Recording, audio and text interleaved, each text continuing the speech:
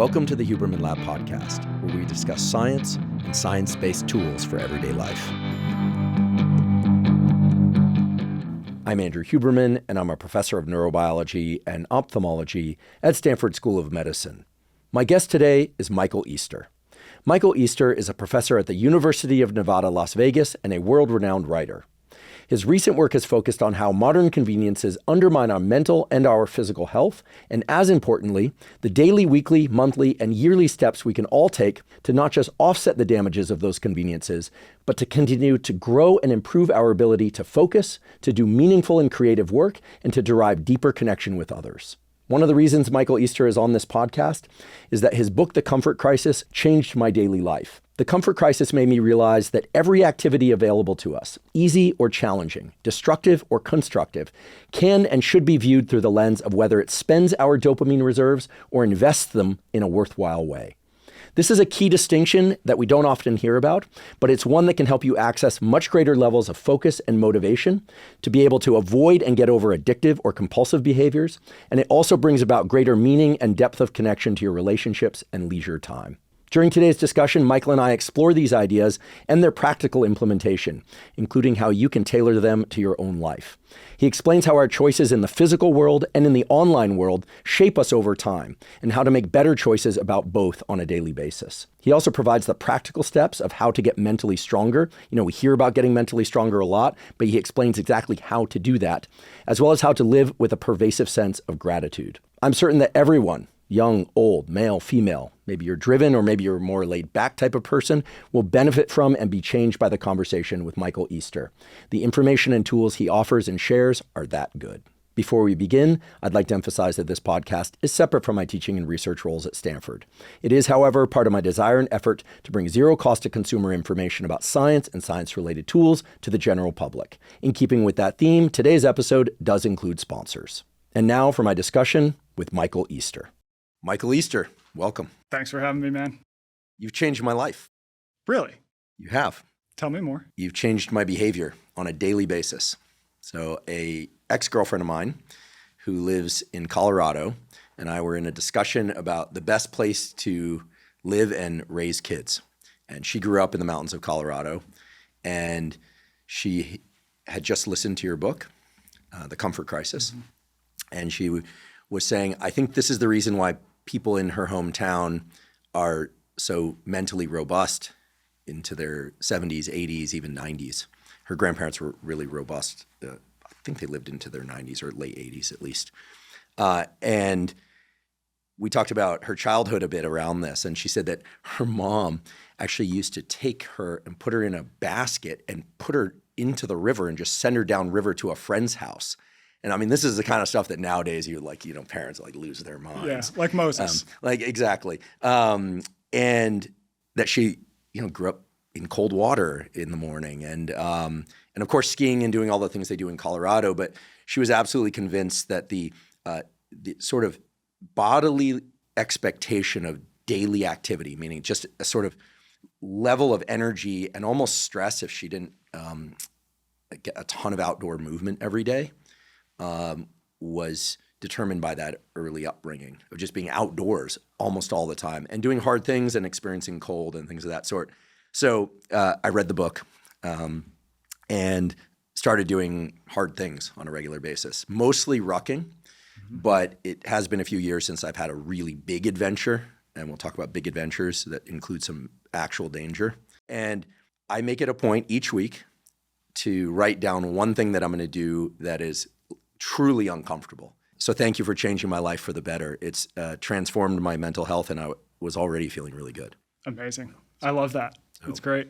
So let's talk about modern life versus ancient nervous systems. Yeah. Right. I think this is a big theme in your writing and your life. What do you think the human brain and nervous system were, quote unquote, designed to do? I'm not implying the origins of the design. That's a different podcast. But what do you think the human species is really organized to do? And how do you think that fits into modern life or doesn't fit into modern life? Well, I think that we evolved in a context where we had to do hard things all the time. Life was uncomfortable, right? You spent 100% of your time outdoors. It was often too hot, too cold.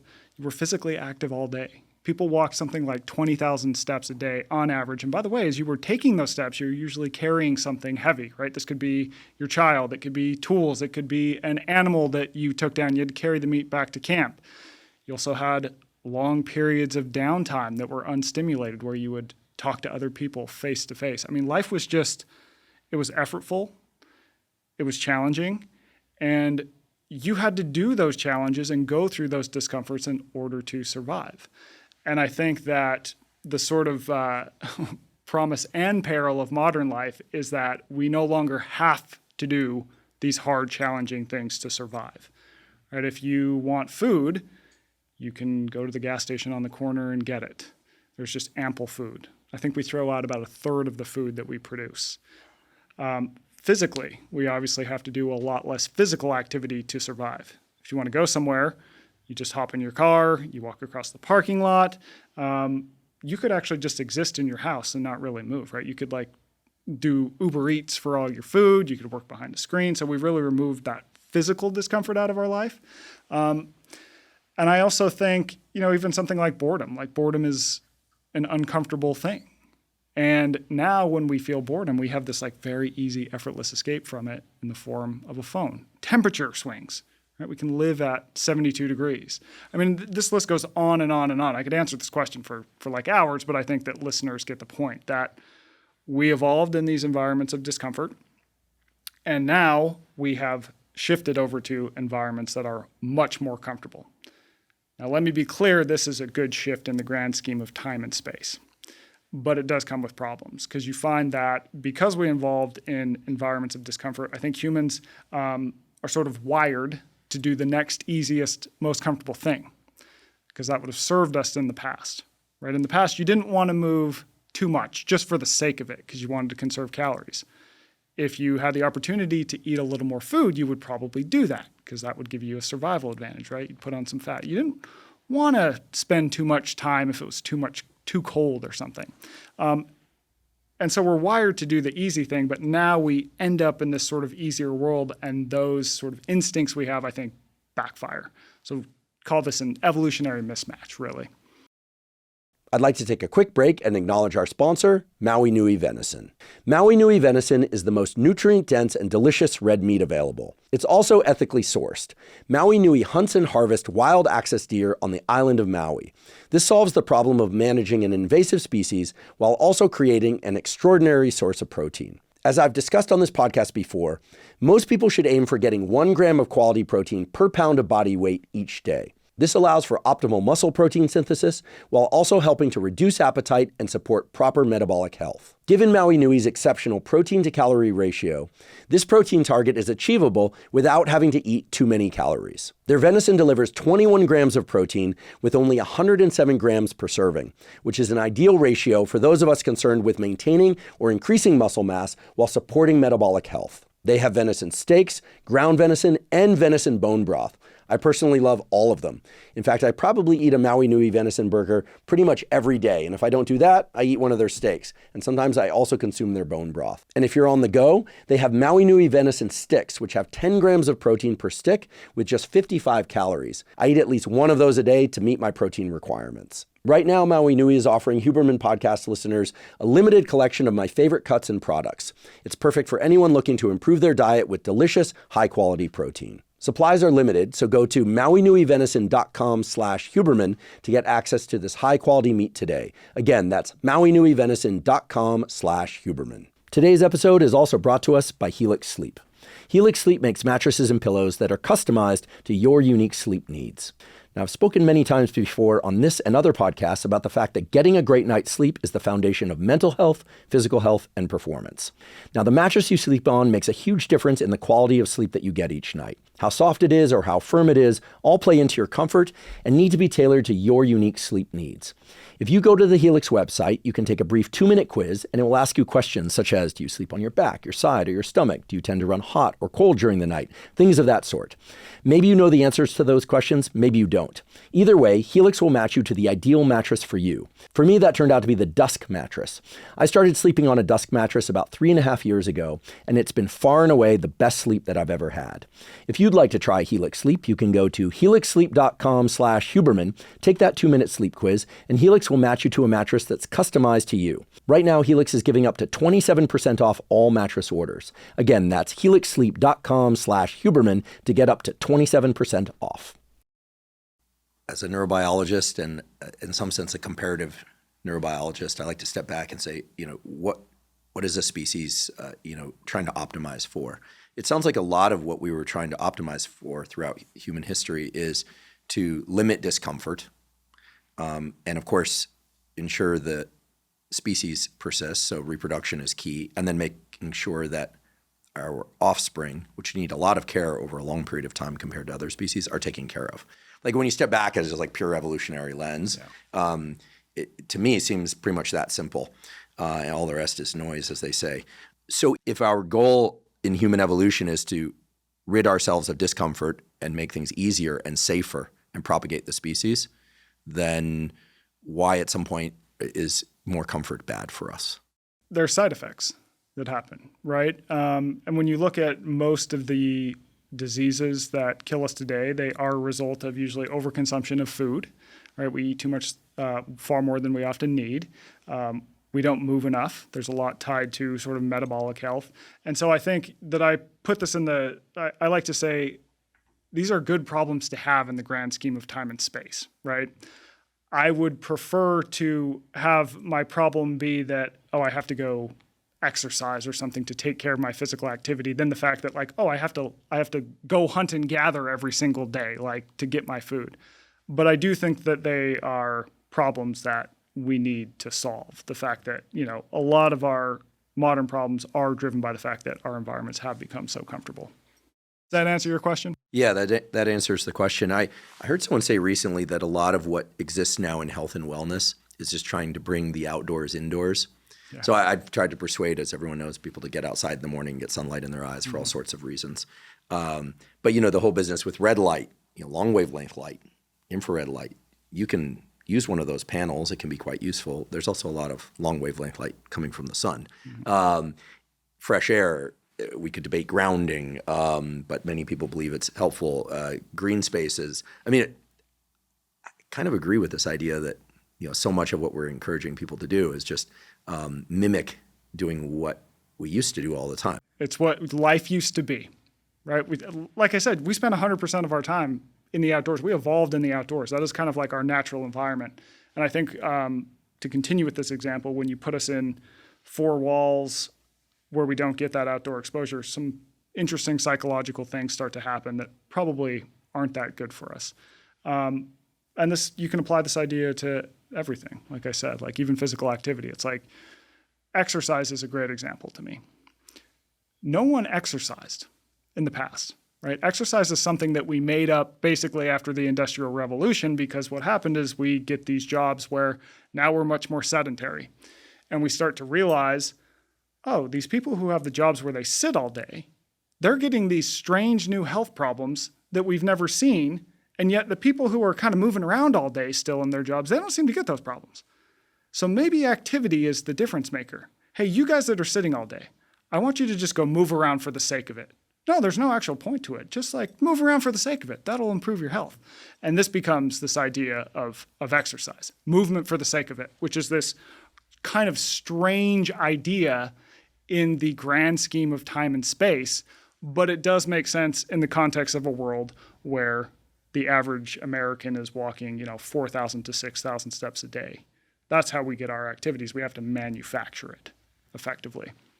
And I will say, though, to continue with your example about how we sort of mimic what we used to do in the past, I do think that when we try to solve for these problems, sometimes the way we do it is sort of interesting. We go, okay, if we need to move more, well, what if we got a belt and we put a motor on it and a person could just run on this belt in this air-conditioned building? And then we'll put a television there, and that way you can just watch CNN blare insane information into your face the entire time and be totally distracted. Yeah, that sounds like a good idea. But when we do that, what are we missing? So when a person runs outdoors, on the other hand, let's say it's on a trail, well, now you have all these other forms of discomfort and stimulation that are coming your way. So one, you've got the physical activity, obviously. But two is that the trail isn't this perfectly predictable thing, right? If I'm on the treadmill, I can go, okay, 1% incline, I'm going to run 6 miles an hour, and I just do that. I don't have to think about it. Well, the trail, it's going to go up and down. You're going to have rocks and ruts you have to navigate under. That's a mental challenge. You're also going to have to think about the weather, right? Now, I have to deal with the temperature changes. Oh, that looks like a storm might be coming in. There's also so much more that you take in from the environment. You're running through trees. You run into open spaces. And that has, I think, a real emotional, and I would say even spiritual benefit from that nature. You're going to see totally random things, right? Like my favorite thing is when I go run on trails in Las Vegas, and like you see that random coyote or the bighorn sheep, and it's just like, this is it. Mountain lion? Mountain lion. Have right. you seen mountain lions? I've seen them other places, but not in Vegas, unfortunately. Most people would say, fortunately, I'm on the other side. Like, mountain lion's not going to hurt you. But if you get to see one, that's an opportunity. I don't know, that video of that kid in Colorado, where it's chasing him. Oh, yeah. Or stalking him, and we could talk about that. I totally agree. I think that optic flow, that of the sort that you get out when you're hiking or walking or cycling or more dangerous activity like motorcycling out of doors, we know that it has a powerful effect in suppressing some of the areas of the brain involved in fear. I don't know if you're familiar with this literature, but Francine Shapiro, who was actually ran her clinic behind Stanford for a while, who came up with EMDR, this eye movement desensitization reprocessing for trauma, came up with that on a walk and developed the lateral eye movements that are the cornerstone of EMDR as a way to bring the walk into her clinic. Interesting. Because, and then for years I would hear about this and I thought it was complete garbage. I was like, as a neuroscientist, I was like, no. And people would say, oh, the eye movements mimic rapid eye movements in sleep. That's why it works. And no, they don't look anything like the rapid eye movements in sleep, by the way. They'd say, oh, it's creating cross-hemispheric activation on the two sides of the brain. No. I mean, you get that if you have binocular vision, vision scientists. I was like, no, that's ridiculous. But then somewhere around 2016 to 2020, there were 4 papers and then an additional paper in animal study. So there's a mix of animal and human data showing that when animals or humans engage in this lateralized repetitive eye movement back and forth, that it suppresses, among other areas, the amygdala. So amygdala activation troughs. And so there's something about forward ambulation, nerd speak for walking and running, right? That suppresses the fear areas of the brain. And I'm convinced that this is a central reason why movement out of doors is so fundamentally different on our psyche and our level of calm as compared to running on a treadmill or, God forbid, just sitting at a desk all day. Yeah, and that makes sense. And I would wonder evolutionarily if that would be for hunting. So something like persistence hunting, right? That's a dangerous act. Yes, you have to hunt every single day. That's how you're going to survive to get that food. At the same time, it's still very perilous, right? You're not walking down to Walmart and getting stuff. And so if you had that fear suppression in the context of an act that is somewhat dangerous, that would probably give you an advantage to actually end up taking down that animal. Huge. There's a video of some hunters, it appears to be in Africa, forgive me for not knowing exactly where it was, prepared to essentially walk towards a group of lions that are on a kill. And the lions look up from the kill, and there are these hunters walking like with spears vertical, right? And the lions are like, wait, what's going on here? Typically this is the other, the scenario is the other way around. Are you familiar with this video? No. And the hunters, they're translating into the captions and assuming it's accurate. They're saying, it's key that we just keep moving forward. And that confuses the lions, and they think that, that because we're continuing to look at them and move forward, they'll move off the kill. But if we avert our gaze, then they won't, and we can get attacked, and it's happened before. And they literally walk these lions off the kill. And the lions you can see that they're perplexed, but they're like, these guys aren't afraid at all. And they just sort of start backing away, and a couple of them are negotiating in their minds, you can see. And they basically walk these lions off the kill and take the kill. And there's so much going on there but it relates to what we're talking about. But forward ambulation in the context of hunting, I agree with you. I think it could have huge implications. Also a great metaphor for life right there, right? It's like just keep moving forward. If you just kind of focus on the kill, as it were, and just keep moving forward, don't hesitate. Like, that can get you pretty far. So you're a writer. Yeah. But you get into the outdoors a lot. I do. And you do hard, scary things on Sometimes. purpose. Yeah. So I'm curious about the younger Michael Easter. When you were a kid, were you the kid that would like hold on to the firecracker to the very last second? Were you the kid that was like, let's jump that roof into the pool? I'm not giving suggestions here, but I knew kids like that. They usually were named Johnny for whatever reason. There's a correlation there. Were you that kid, or were you the writer kid? So I was not the kid that would hold the firecracker to the last second, jump from the second story into the pool. And I'm still not that person. I'm a person where if I had a good reason, what sort of bigger thing is holding that firecracker to the last end going to give me, then I'm perfectly willing to accept that risk. Okay. So the things that I do that might be considered dangerous or challenging, I always assume there's going to be a greater reward at the end. I'm not just doing something hard for the sake of doing something hard. Think about it like you're skateboarding, okay? As you were learning how to skateboard, I'm sure you fell a lot. Yeah, all the time. You banged yourself up, got all these scuffs on your arm, but the point wasn't to fall. No. Falling, however, was something that came as you got better as a skateboarder, right? So the point is not to fall. The point is to go, okay, what is the overall goal? To be better as a skateboarder. And in the process, I'm probably going to have to do some things that maybe bang me up a little bit, that have some element of danger, but to focus on that overall goal. So I'd say I've always been like that. And I personally find, as a journalist, I read a lot of studies. I speak to experts. I call people like you who have a PhD, pick their brain. But I also find that sometimes I get the best information and can better process it and put it into a narrative that someone can identify with and maybe learn from it more if I actually go to the source and I have a story around that. And sometimes for me, going to the source leads me into places that are a little bit, I would say, off the beaten path, maybe. Yeah, sometimes I go to labs, and there's no danger there. Plenty of coffee, nice and air conditioned. Nothing's going to go wrong. But, my work has taken me to some war zones, to the middle of the jungle in the Amazon. I went up to the Arctic for 30 days. I just completed this long hike in the middle of nowhere, Utah. And I do find that on those trips, that's where you start to peel back the deeper layers of whatever idea I'm trying to communicate. So I think that there's a big difference between intellectual understanding and experiential understanding.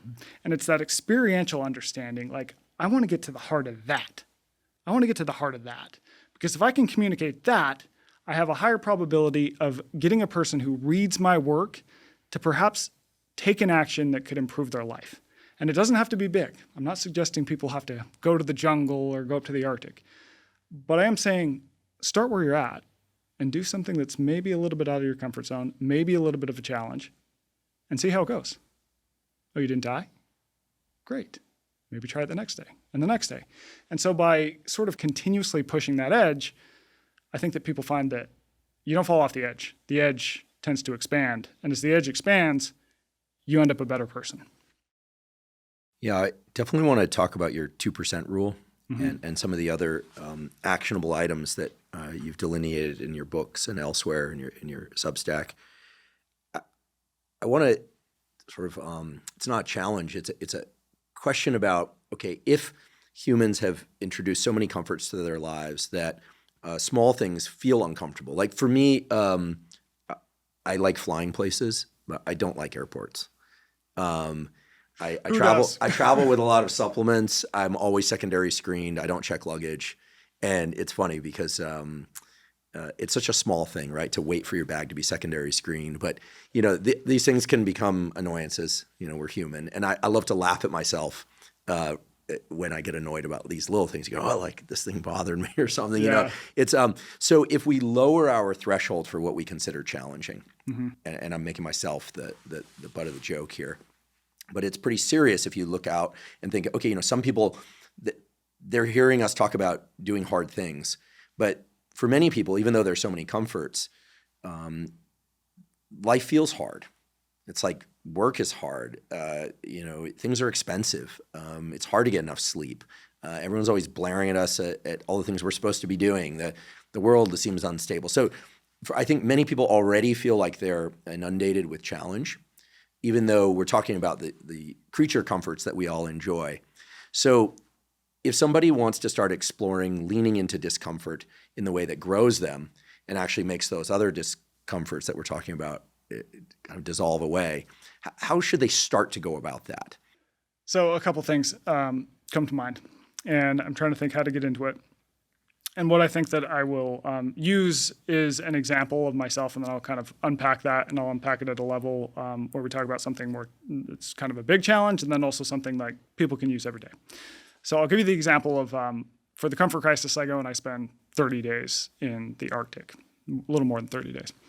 Now, when I fly up there, I fly from Las Vegas to Anchorage, Anchorage to Kotzebue, which is this little town just 20 miles above the Arctic Circle. And then from Kotzebue, you get in a plane that is about the size of a pack of gum, and you take that plane out, more than 100 miles into the Arctic, and it drops you off. Now, when I get on that plane from Vegas, it's like a 747. And I'm like you.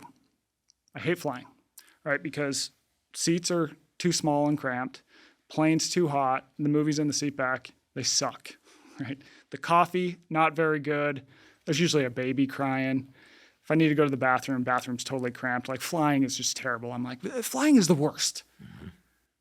And then I go spend this 30 days in the middle of the Arctic, right? So if I want to drink anything, I got to hike down to a stream and I got to carry the heavy water bags back up to camp. I am freezing cold the entire freaking time. If I want to go to the bathroom, I have to hike out on the tundra, and I have to bring the rifle because there's grizzly bears. I'm starving the entire time. If I want to get warm, it requires picking up firewood, of which there's not many, hauling it back. Like everything is hard. Everything is uncomfortable. That whole experience for the whole month. So then when I get onto the plane that goes from the Arctic back to Las Vegas, it's like, what do you think my experience of that flight was like? Pure luxury. Holy shit. Greatest thing that ever happened to me. Right? It's like that chair. I hadn't sat in a real chair for more than a month. It's like, this is so comfortable. Coffee was hot. I'm like, this is the best thing I've ever drank. I had like 12 bags of pretzels, right? The crying baby. I'm like, oh yeah, just hand me that baby. I got it. Movies in the seat back. Like, it was so boring up there that we were reading the labels on our energy bars. And so when you show me Fast and the Furious like 79, it's like, this is the greatest thing I've ever seen. And then when I go to the bathroom, right, not only do I not have to take the rifle, right, that would have been problematic on the plane, but I hit this button in this bathroom, this metal thing, little red button, and hot running water comes out of a faucet and hits my hands. I hadn't had hot running water on my hands for more than a month. And it was just like, oh my God. Now let me remind you too that this is happening in a tube of steel that's hurtling through the air at like 600 miles an hour, 35,000 feet above sea level. And it was one of those moments where I'm like, holy shit, it is so amazing to be alive today. Like we have the most amazing access to just luxuries and comforts ever. And yet we often forget that, right? So what did it take for me to realize that that flight is a freaking miracle instead of this huge personal injustice to Michael Easter? I had to go out and I had to sort of reset that goalpost and go out into a world that was totally different, that was totally challenging, that taught me that the world I came from was actually quite great. So there's this psychologist, I believe he's now at Brown. When I spoke to him, he was just finishing up his PhD at Harvard. And he did the study that was published in Science. I can't remember its title, but he basically came up with this theory that's called prevalence-induced concept change. So what they did in this study is they took a group of people. There was like 3 different phases of the study, but I'm going to talk about 2 of them because I think they're most relatable. What they did is they took a group of 800 different people in the first study, I can't remember how many people, but they had them look at 800 different faces in a row, okay? So they'd look at face after face after face. And these people had to deem whether these faces were threatening or non-threatening. So you're going non-threatening, non-threatening, oh, threatening, threatening, face after face. Now, at the 200th face, what they did is they started showing these people fewer threatening faces. Okay, so successively fewer. The second study they did, it was a similar setup, but they used research proposals, and these people had to deem whether these research proposals were ethical or unethical. Same deal, about midway through, they start feeding these people fewer and fewer unethical proposals. Now, these two scenarios, they should be pretty black or white, right? Either you look at a face and it either threatens you or it does not threaten you. You read a research proposal and it either crosses this like moral line you have in the sand or it doesn't cross it. What they found, though, is that people basically see gray. So as people started encountering fewer truly threatening faces, they started judging faces that were on the borderline as threatening. So they said threatening just as many times, even though the faces weren't truly threatening, faces that they would have let slide before. Same with the research proposals. As they get fewer and fewer unethical ones, they start to get nitpicky, right? They're like, oh, well, there's that one line in there. Yeah, that's unethical. Throw it in the pile. So the guy calls this prevalence-induced, his name's David Lavari, he calls it prevalence-induced concept change. And it basically finds that as people experience fewer and fewer problems, we don't actually become more satisfied. We simply sort of lower our threshold for what we consider a problem.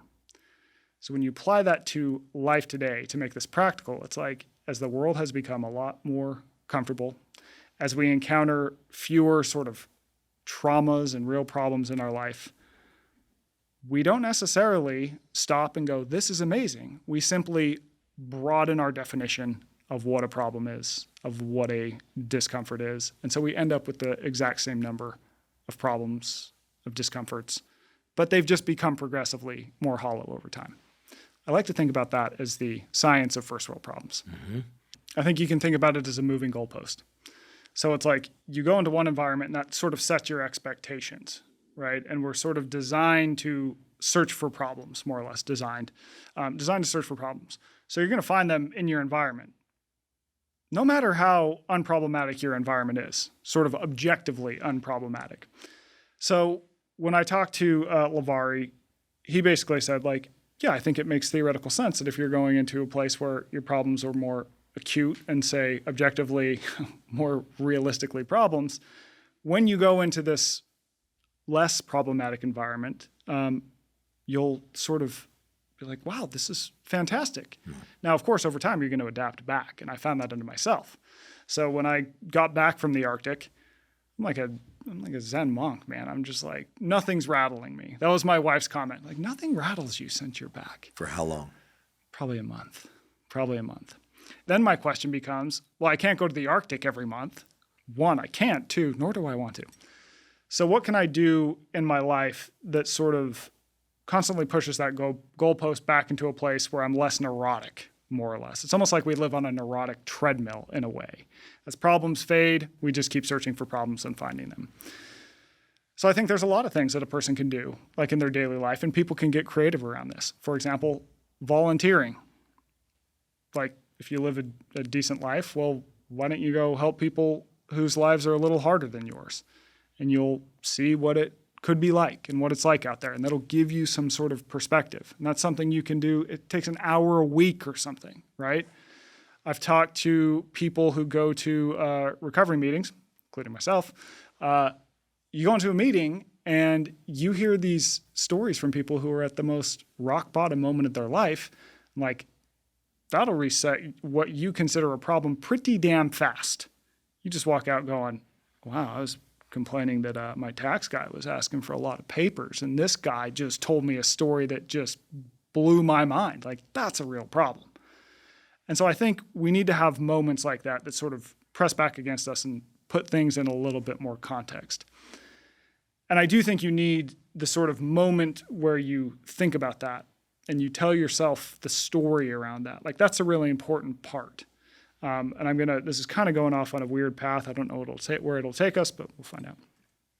When you think about something like a rite of passage, what people would do in these, like these are, tribes around the world had these different rites of passages all throughout time. And this was not like they're all communicating and figuring this thing. No, these things arose spontaneous. And the point of a rite of passage is that we have a person who's at point A in their life. And we need to get them to point B, where they're going to be more capable, more confident, more competent. We don't just say, hey, you're ready to go to point B. We would often send them out to do something challenging. Could be like extended time in nature. There's all these different things. And in that process, the person would struggle. They would face all these different problems. They would have to figure their shit out. And then they would come back and they would be at point B. But there was a point where people would sort of gather around and say, what did you learn about that? What story are you telling yourself about that? And so shaping the narrative around a life event becomes critically important, I think, for mental health and how you frame issues. And so if you think of the concept of like event centrality, it's like, how central is an event going to be to my life? And what story am I going to tell around it? Right? So people who tend to take like something bad that happened in their life and they take that in as the central component of their personality tend to have worse mental health. Whereas people who take it and say, hey, this thing happened, but what can I learn from it? How can I grow from it? What might happen in the future? Yes, this sucks hard right now, but where might it take me in the past or in the future? And those two people are going to have completely different trajectories. So the narrative you tell yourself becomes really important. A few years ago, I started keeping a folder where I would look back to different phases of life and just list out sort of the bullet point events of like 0 to 5 and 5 to 10 with no particular endpoint in mind. It's an exercise that I find very useful because it offers the opportunity for this kind of like, how do I frame this thing? Oftentimes the things that felt the worst at that time turn out to be some of the best things ever. And then you can start to create a timeline and you realize that most of the things that felt really bad at the time turned out to be the best thing ever. And the big wins were almost always the outgrowth of those prior negative experiences. It's just kind of wild. But it gets back to this theme that I think is thread throughout so much of what we're talking about today and your work, which is that it seems like discomfort is a prerequisite for really feeling truly good about oneself and the world. Like I'm not sure that they can exist separately from one another, but I think we come into the world as these like bubbling babies and like nervous systems prepared to learn. And so hopefully the early phase of life is nothing but joy and peace and comfort. I mean, our parents devote themselves to that, we hope, right? And then at some point, they ought to pull us aside and say, hey, listen, the next like 70 years are going to be these, this sawtooth of really tough, really great, really tough, really great experiences. But they don't tell us that. And I think that most of us go through life trying to get back to this place where we're like where everything's taken care of. But what you're saying is that that's the exact wrong approach. And in fact, it's not. We don't want to be infants, but at some level, we from a comfort perspective, we sort of infantilize ourselves. My thought is that the vast majority of things that are good for us today and that help us grow and that help us become better humans, they're going to be hard, right? You apply this to exercise. Exercise sucks, right? When you're doing exercise, it is hard, but you're going to get this long-term benefit. If you're trying to get your eating in order, I can tell you a salad is less delicious than a Dorito. And anyone who argues with me, you've just been eating way too many salads. You've deluded yourself, right? Or in my case, I'll push back a little bit here because I love exercise and I love eating clean. And what's just happened, I got into it early, and people will be like, this is ridiculous, but I just don't eat bad food. I quit eating bad food. And I stopped thinking about whether or not exercise is negotiable a long time ago. I could see that. I think for probably most people, exercise is going to be an uncomfortable event.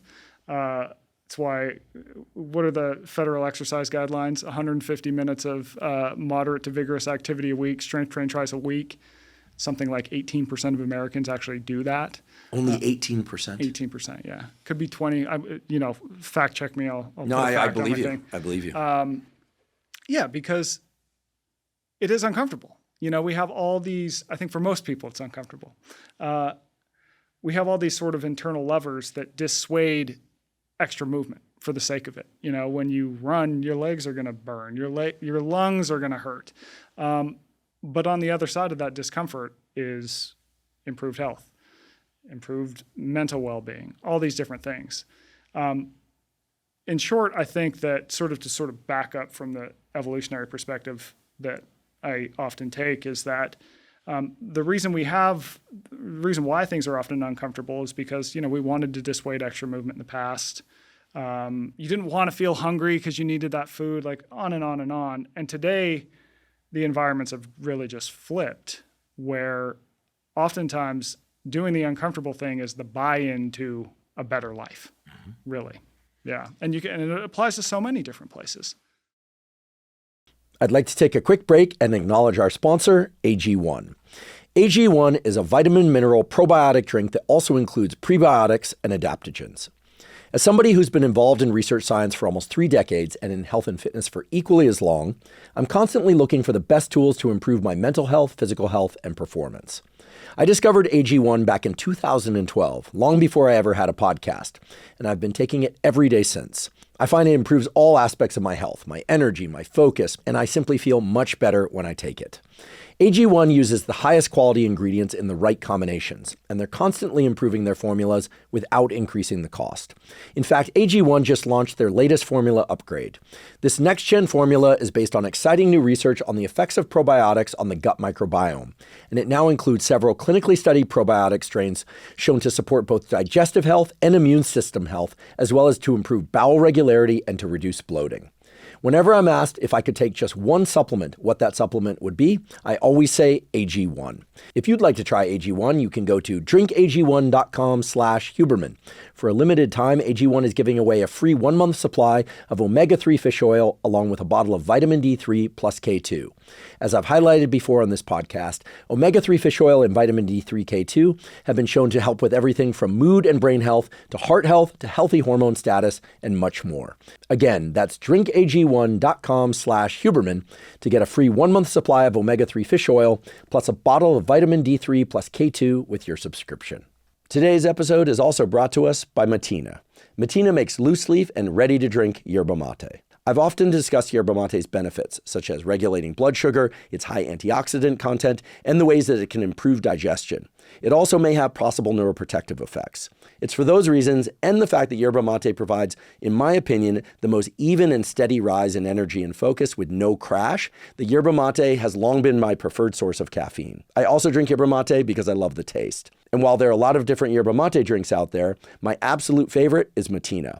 I'm excited to share that Mateina has recently launched a series of new flavors of their cold brew, all zero sugar yerba mate. There's a raspberry flavor, there's a mango flavor, there's a mint flavor, there's a lemon flavor, and a peach flavor, and they are absolutely incredible. If I had to pick one that's my absolute favorite, it would probably be the mango or the raspberry, but frankly, I cannot pick just one, and I end up having basically one of each every single day. Again, all of these flavors are made with the highest quality ingredients, all organic, and again, all zero sugar. If you'd like to try Mateina, you can go to drinkmateina.com/Huberman. Again, that's drinkmateina.com/Huberman. There's a kid that I've known since he was really little who has some learning challenges, but managed to get himself into a really fine university. And then after a year, took on too many comforts of the social dynamics, let's say, and decided to leave of absence. He read your book about halfway through the summer where he was working construction, and he called me and he said, I'm going back to college. Hell yeah. And I if said, he's listening now, I applaud him. Yeah. He also quit a heavy cannabis habit in the same swipe. And one of his parents, I don't want to give too much information about him because people are clever these days. We'll figure it out who he is, and I'd like to maintain his anonymity. But one of his parents is a first-generation immigrant, and when his kid was leaving college, was just like, oh my God. Yeah.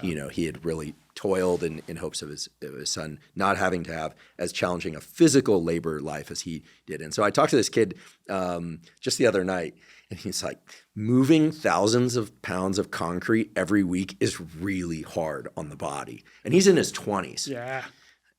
He's saying he goes to bed every night, not sore, like sore from the gym, like sore down to the bone. Yeah.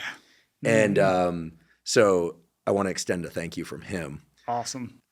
Most people will not hopefully have to go through that process to figure out that the path that they have an opportunity to take is probably much easier than the alternative in many cases. I want to distinguish between daily self-induced discomforts and these larger discomforts, like going to the Arctic. I want to get to the Misogi theme and this idea of taking on things that are truly hard that you might not finish. But if we were to shrink this down to the morning, you wake up, you can scroll on your phone, or you can hop in the cold plunge, take a cold shower. These days, there's a lot of discussion around doing the cold shower has numerous benefits. Wakes you up, dopamine, norepinephrine, but also it kind of sucks. Nobody likes cold water. If you do, send me a note because I'll send you a neurologist's phone number. But we all like the feeling of getting out of it. Mm-hmm. But what are some things besides cold showers and exercise, which I do believe everyone should do and get sunlight, et cetera, that we can do on a daily basis, morning or in the afternoon if we're feeling just kind of low, besides cold showers and exercise and sunlight that are hard? Like, is it if I love eating strawberries and I hate putting, like I leave the hulls in weird places without even realizing it, and I'll walk by a hull of a strawberry and I'm thinking, this morning I thought, oh, my Easter's going to laugh at me. Like, I'm like, I got to pick this thing up. I'm not just scattering them around my home, by the way, but I'm like, what is it? Like, we create these barriers to doing the simplest of things. Mm-hmm. So what are some difficult things that we can introduce to our daily routine that have been shown to make us feel better besides exercise, sunlight, and cold water? Yeah. So sort of my big picture answer here is my Substack is called the 2% newsletter. And I'll tell you why it's called 2%. So there's this study that found that only 2% of people take the stairs when there's an escalator available. 2%. Now, 100% of people know that if they were to take the stairs, that would be better for them, right? They get a better long-term return on their health, on their well-being, and yet 98% of people do the easier thing that could actually hurt them in the long run in the context of this environment where we don't move enough.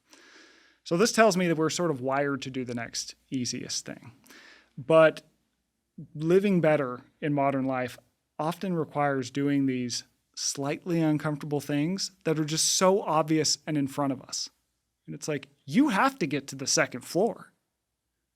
So which route are you going to take? You're going to take the one that's a little bit uncomfortable now but improves your life in the long run? Or are you going to do the easy thing that might actually hurt you in the long run?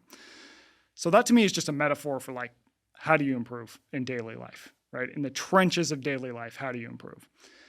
So I try and apply this to as many different areas in my life as I can. It's like, if I can make something just a little bit more uncomfortable, I'm not talking about extreme, do the slightly harder thing that I know will give me a long-term return, I got to take that.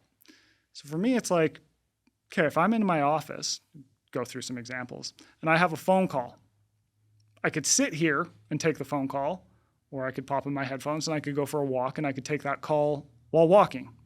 I would say for the vast majority of phone calls, unless you're like talking to the CEO, your big boss, right? Maybe sit behind the computer for that one. But like, you're getting in all these steps that are going to be beneficial. And steps are one of like the metric that is most correlated to better health. Like, people just need to generally walk more. And that's an easy way to do it. It's like, you got to take the call. Might as well get some steps in as you do it, right? Things like that. Things like, could you even just carry your groceries at the grocery store? You get the basket, you're carrying stuff. You're getting in this like low load of carrying that's going to really help with back health, strength, all these different things. Even things as simple as like, I'm going to park in the farthest spot away. Like, people roll their eyes and go, that's so obvious. Yeah, everyone says that. It's like, okay, but no one actually does it.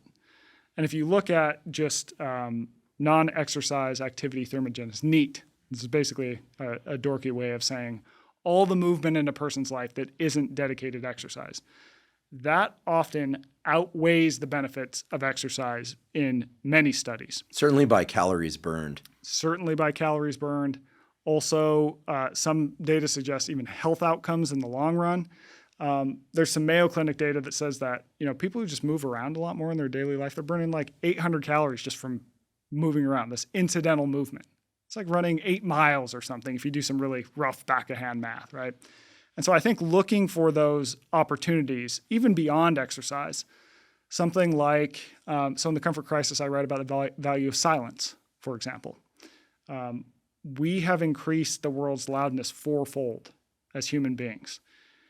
And yet silence is actually pretty good for us in this context of noise. So you put someone in silence and like, yeah, it's a little uncomfortable at first. People will generally report being like, oh, it's so quiet. This is weird. A little weirded out. But as time goes on, people tend to calm down. And it's sort of like a nice reset. And so can you even go, hey, like I go into my office and I just start blasting music immediately. Like most people keep the TV on, who keep the TV on all day. It's not that they're watching it. It's that they just need noise in the background or else they feel weird. But if you can sort of cut that out, even though it's a little bit hard at first, it's probably going to improve you over the long run. And like, how can we apply this to different areas? I did a post. It's called the 2% Manifesto on my Substack. So I'll link to it in that link I mentioned. And it lists a bunch of different ways. But I think it really is. It's just like this mindset shift. Like, how can I take this thing I have to do and maybe make it a little bit harder and get a benefit? And once you start to stack those things up, like things start moving, things start changing. Yeah, I agree. My trivial example about the strawberry hulls, which I always put like next to the bowl of strawberries, and they'll just sit there. This is actually really beneficial for me because I do that too. And my wife, okay, wife goes, "What kind of psychopath does this?" I'm gonna be like, "Well, there's two of us now." At least two of us. If you are a strawberry hull, a non-throwawayer, definitely put a comment, and we'll start a support group. It taught me an important lesson though, because it's less about the strawberry hulls than noticing the feeling of resistance. Like, what is that? And then recognizing how trivial that resistance is, but how pervasive it is. So like the things that we resist doing. Like I've got the making the bed first thing in the morning down. I've got the morning sunlight thing down. I've got all that stuff down, but it's the little things that we can get away with not doing for a while that I think are the ones that really erode this, whatever this circuit in our brain is that you're talking about. And I do want to talk about brain circuitry a little bit, but I don't think we have a name for it. And because it's a little bit of willpower, it's a little bit of tenacity, it's a bit of reflection. But what I'm getting to here, forgive me because I'm stumbling through this a little bit because it's something I'm just arriving to in this conversation, is that there's something about the contrast between prior experience and current experience, where we could say level of discomfort from 1 to 10. The more uncomfortable something is in our prior experience, the better the next phase of life is going to feel, whether or not it's hours or days later. As you said, a month, you have to go to the Arctic. Mm-hmm. For how long were you there? 33 days. So more than a month. And you got a month of zenned out, blissed, Super Michael to you and to everybody else, right? And then the crazies start to slowly work their way back in. Starts to work its way back in. And I think that this is a microcosm for a lot of things about nervous systems. They adapt and so forth. So when I think about the examples you gave, and I love the one of taking the stairs, I always think when I travel, I'm going to sit a lot. I don't like to sit too much. I always feel better when I've moved a lot. So I'm farmer carrying my luggage of big supplement bag, hence the secondary screening and the security. And then the stairs are a great opportunity. So we can reframe, right? As humans, we can reframe, tell ourselves that things are good for us. But it's these areas where we experience a lot of resistance to ourselves, I think, that are the most challenging, as opposed to resistance to the world. As you point out, the world isn't lacking opportunities to walk on a call or take the stairs. It's all around us, but it's that internal kind of like, right, shift towards what's more comfortable. What do you think about the more psychological things, like God forbid, reading a book in paper form, mm-hmm, as opposed to listening to it? And I love audiobooks, but forcing oneself to read, having the phone out of the room, read something difficult, like a hard book. Like if I want a really good hard book, I ask Mark Andreessen for a book recommendation. Yeah. Usually I have to go find the book from a special bookseller because some of these books are hard to find. And then I open up the first page and I go, well, I knew he was really smart. He's one of the smartest people I've ever met. I've met a lot of smart people, but this is really challenging. And then I have to just start lathing through it. And it reminds me of being a PhD student and learning about the nervous system for the first time. And that stuff feels so good when we find a nugget of understanding. Yeah. and get through it. Yeah. But so in the cognitive domain, in the emotional domain, like, do you intentionally sit down with your wife and go, let's have like a really hard conversation so that we can have a really great weekend? Do you do that? Do you do this in all areas of your life? Well, I'm definitely not perfect. My wife and I we go on very long walks, and that's where all the magic happens. There's something about walking as a couple. We'll do like 12 miles on a Saturday, 8 to 12 miles on a Saturday. Those are long walks. Yeah. And you got like 4 hours together. And, the first hour, you're just kind of this and that. And, how was your work week? It's good. How was yours? And then like by hour 2, you're getting into like the deep and the gritty stuff. And I think there's something about forward ambulation with other people that is really life-giving. And there's something even sort of spiritual about it and the amount of connection that you can get from people. So that's something that we definitely do. And I don't think those conversations would come if we were like, let's sit on the couch. Okay, we'll turn on this Netflix show. Hey, how are you? Like, the shit just wouldn't happen, right? And yeah, the walk's a little bit harder, of course. But magic happens there. I would also say there's a section in the Comfort Crisis, and I've written about this a little bit in my other book, Scarcity Brain, as well, where I talk about the value of boredom. So boredom is effectively this evolutionary discomfort that tells us, go do something else. It's neither good, it's neither bad. It simply tells us whatever you're doing right now, the return on your time invested is running thin, go do something else. So in the past, if you think of us, say, we're out foraging for food, and we're in this one area, and we can't find anything, there's nothing, boredom would kick in because we're not getting a return, and it would say, well, go do something else. And we'd probably go say, okay, well, what if we try fishing this river or something, right? And I think what happens in modern life is that when that evolutionary discomfort that tells us to go do something else kicks in, that something else is this like really easy, effortless escape. And it's in the form of a cell phone, it's Instagram, it's whatever, right? It's like this hyper stimulating content. But I think that sort of sitting with boredom and leveraging it to see where else it might take you beyond a screen can be really valuable. Yes, it's uncomfortable. But I've found I get my best ideas, and I think that there's centuries of thinkers who would say the same. Like, my best ideas come when I've sort of removed myself from outside stimulation, and yes, like my mind wanders, I'm bored, but then bam, some magic happens. One point of messaging around screens today that I wanted to touch on too is that like there's so much media around cell phones and like you got to use your cell phone less. Here's a million different ways to use your cell phone less. Yes, that's important. Yes, we should all do it. But I think it misses a big point. And that is, if we take, let's say, 2 hours off our phone screen time, what happens is that people often get bored and they go, well, shit, what am I going to do? And then they turn on Netflix. Not much different, right? It's not an algorithm, no, but you're still just like taking this information that is being beamed into you rather than seeing what else the world can offer you and sort of coming up with your own ideas and creativity. So I like to say, rather than focusing on less phone, I like to think more boredom. Get yourself in a space where like boredom's going to kick on. It's going to be uncomfortable. Your mind's going to wander, and you might find some good ideas. Yeah, you'll have some weird stuff in your brain. Of course, that's what happens when your mind wanders. But I think you can find some interesting things out there. Does boredom include reflection, or it's true boredom like, ugh? I think we need to be removed from the hyper-stimulating stuff that we often, when we get that moment of, I've got nothing to do, like stand in a grocery line, right? What do people do?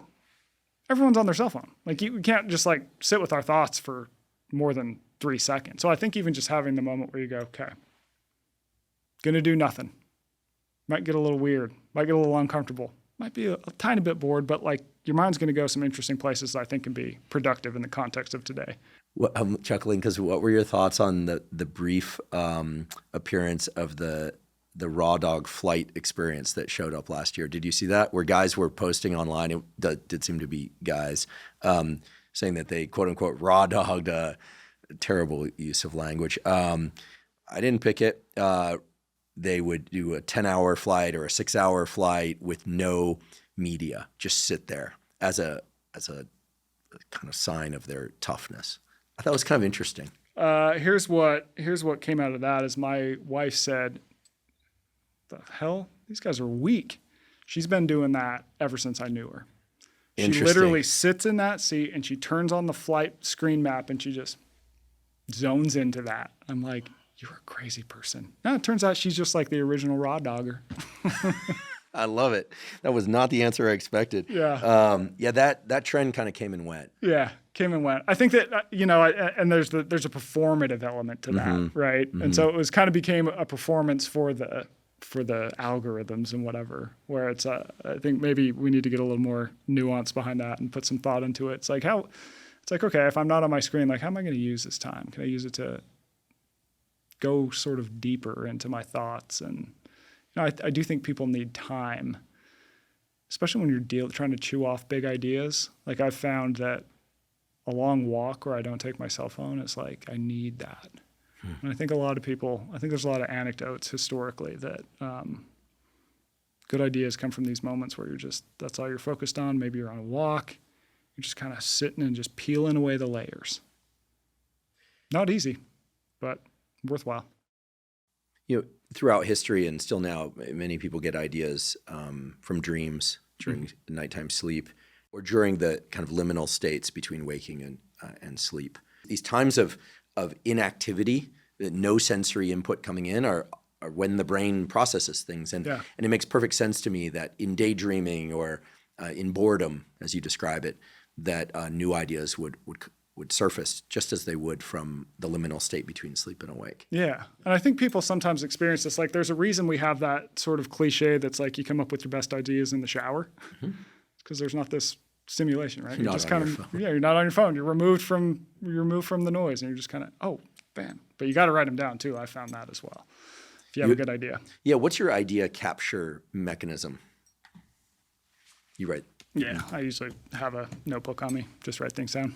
And much like a nighttime dream where we wake up and we're like, oh, I'm going to remember this tomorrow, and then you won't remember. You won't remember. Wow. I agree it's important to write things down during the day that come to mind. Actually, it was the great Joe Strummer of the Clash and Mescaleros fame who there's some clip of him someplace saying in that like heavy like breath voice where he's like, if you have an idea, you have to write it down. Yeah. Because not only will you forget, but even if you happen to remember it, you can't capture the essence of the inspiration unless you write it down at that moment. He really believed that in that moment it carried a certain value that you couldn't replace just by writing it down later. Yeah, I agree. So I just did for a third book I'm working on. I did this. It was about 40 days. It was a hike through southern Utah, and it goes through the Grand Canyon, so into northern Arizona, and then ends in Zion. Took about 40 days. And so normally when I'm reporting a book, like when I did The Comfort Crisis, when I did Scarcity Brain, like I'm traveling, I'm doing all this stuff, but I'm usually writing using these notebooks. I use a very particular notebook. It's a Write in the Rain because I'm in outdoor environments, whatever.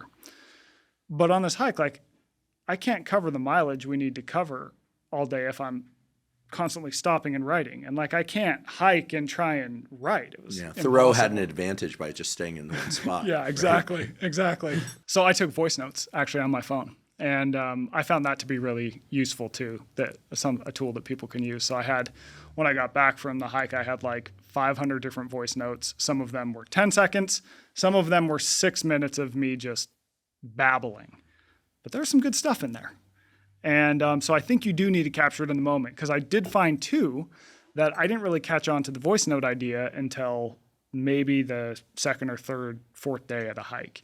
And I would I can't stop and write this down. And then I'd be in camp at night. We'd set up and I'd go and I'd start writing down the day's notes. And I'd go, what was that thought you had in that canyon? It was so good. And I'd just never find it, right? So I just was like, okay, we got to use the voice notes tool and just take those.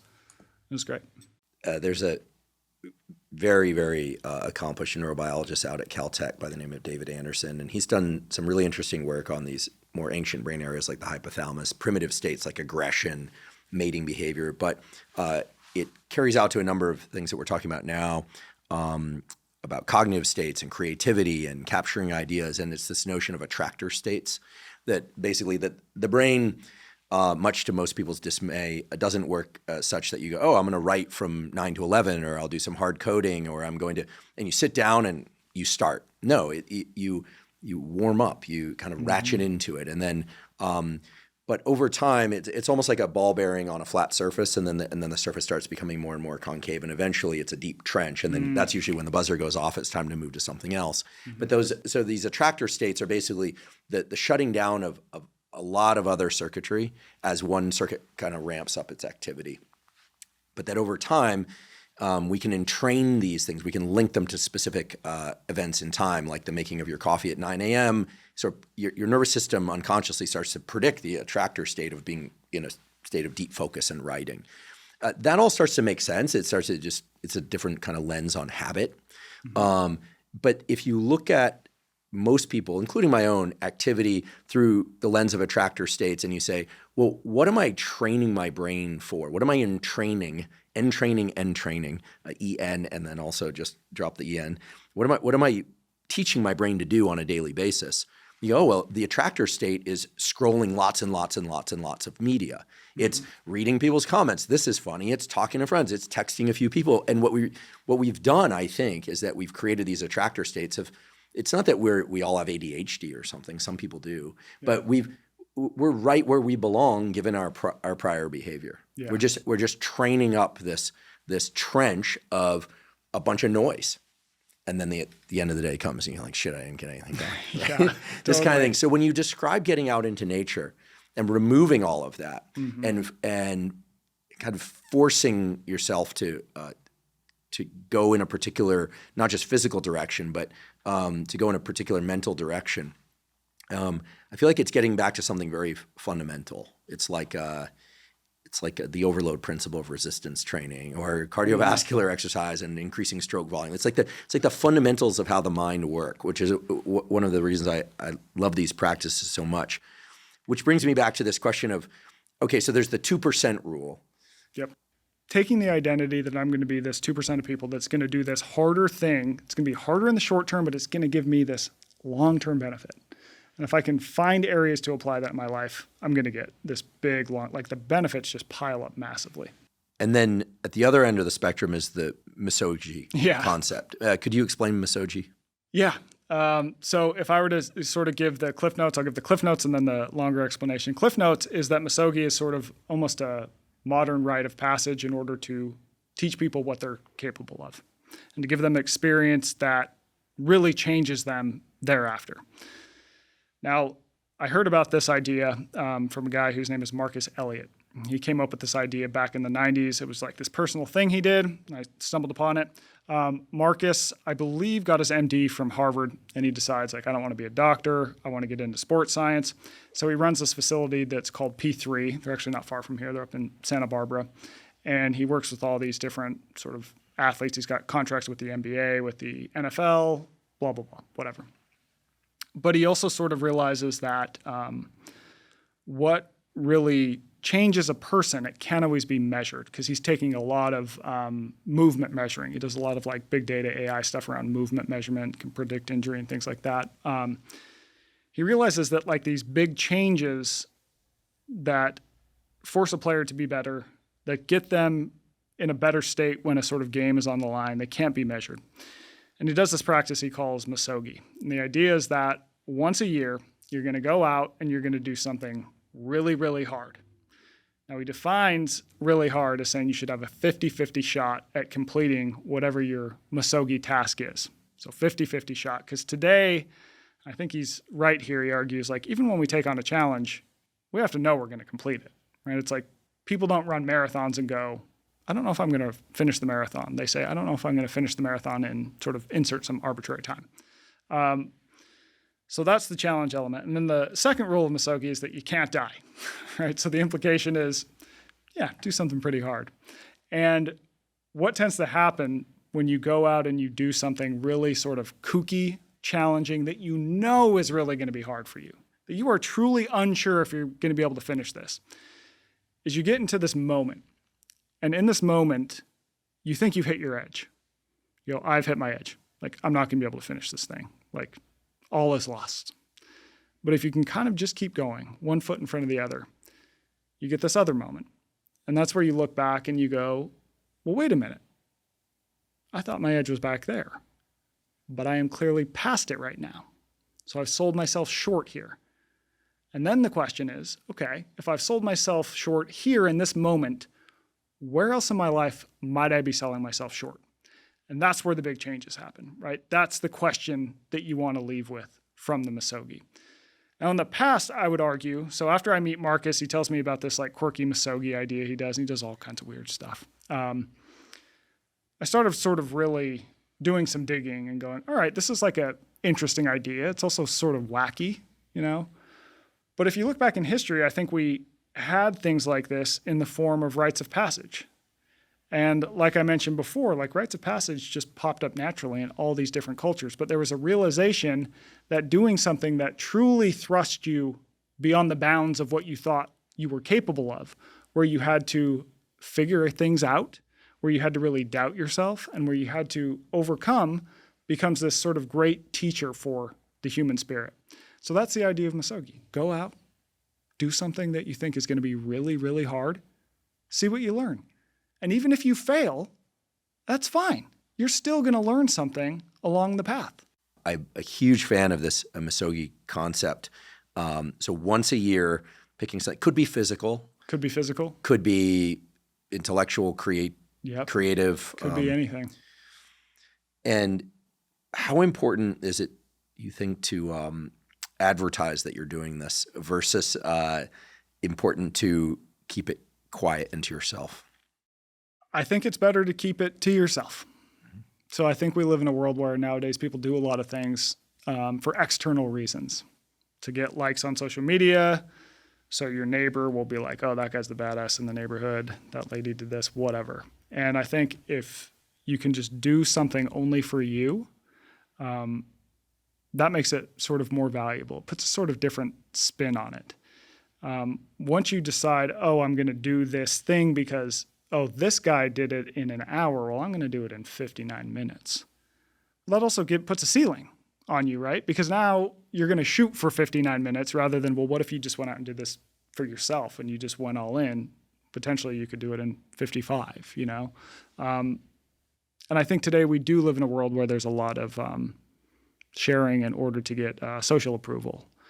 You know, you can go back and forth about what are the goods and the bads of that. But I would just argue that sometimes it's good to do things only for yourself and use that as the sort of lever that you know you have, that maybe no one else knows you have it, but you can pull that damn thing when you need to, and that's going to really affect some change. I mean, one of my biggest messages is like, people just need to go out and find some damn adventure. And it's very easy to get locked in a cycle of doing the same thing over and over. You exist at home and everything is nice and comfortable, and like stresses come in, but they're like in the form of emails and deadlines, and things just get predictable. Go out into a place that is totally unfamiliar. Do something that's going to be challenging to you. Go with the wind. You will find things that will really enhance your life, that will make you feel, as Joseph Campbell put it, the rapture of being alive. Like, I can tell you, I feel most alive when it's like, okay, I got to go out to wherever it is, the Bolivian jungle, and I got to figure this thing out because I'm going down there to meet with this Chamane tribe or whatever it is, or I got to go to Iraq and investigate the drug trade. It doesn't have to be that extreme, of course, but that is where I absolutely feel that I am most alive. It's like we're going into this unknown world. We don't know what's going to happen. We're going to encounter all these wacky characters along the way. There's going to be trials. There's going to be hardships, but I'm going to like get through it. And I'm going to have to figure things out. And it is just like so life-giving. It's like the most amazing thing. And I come back from that and it's taught me something that allows me to function better when I get back to my normal life, because I've learned all these skills and tools that I wouldn't have gotten had I not exited normal life and gone out and just had an adventure. What if you and I were to run an online experiment? This is actually serious here, okay. Where we said, okay, we are going to have you and I and a bunch of people that are going to join us are going to refrain from any smartphone use for a certain number of hours per day. And instead of posting your sleep score, which a lot of people are now doing, you're going to post the number of hours that you manage to be offline completely at the end of the day. So we're going to compete for time away from social media. And maybe we even get on Instagram Live once a week and we share our experiences. And there's this club of wackos that want to do this, right? Yeah. And see where we get with it. Do you think that the sharing of that experience at the end and the community around it would actually detract from the experience when people are away from their phones? It's a good question. I think it's one of those complicated things where there would probably be some upsides to the sharing. Some people need the like sort of community element. Like, yeah, that would probably enhance in some ways.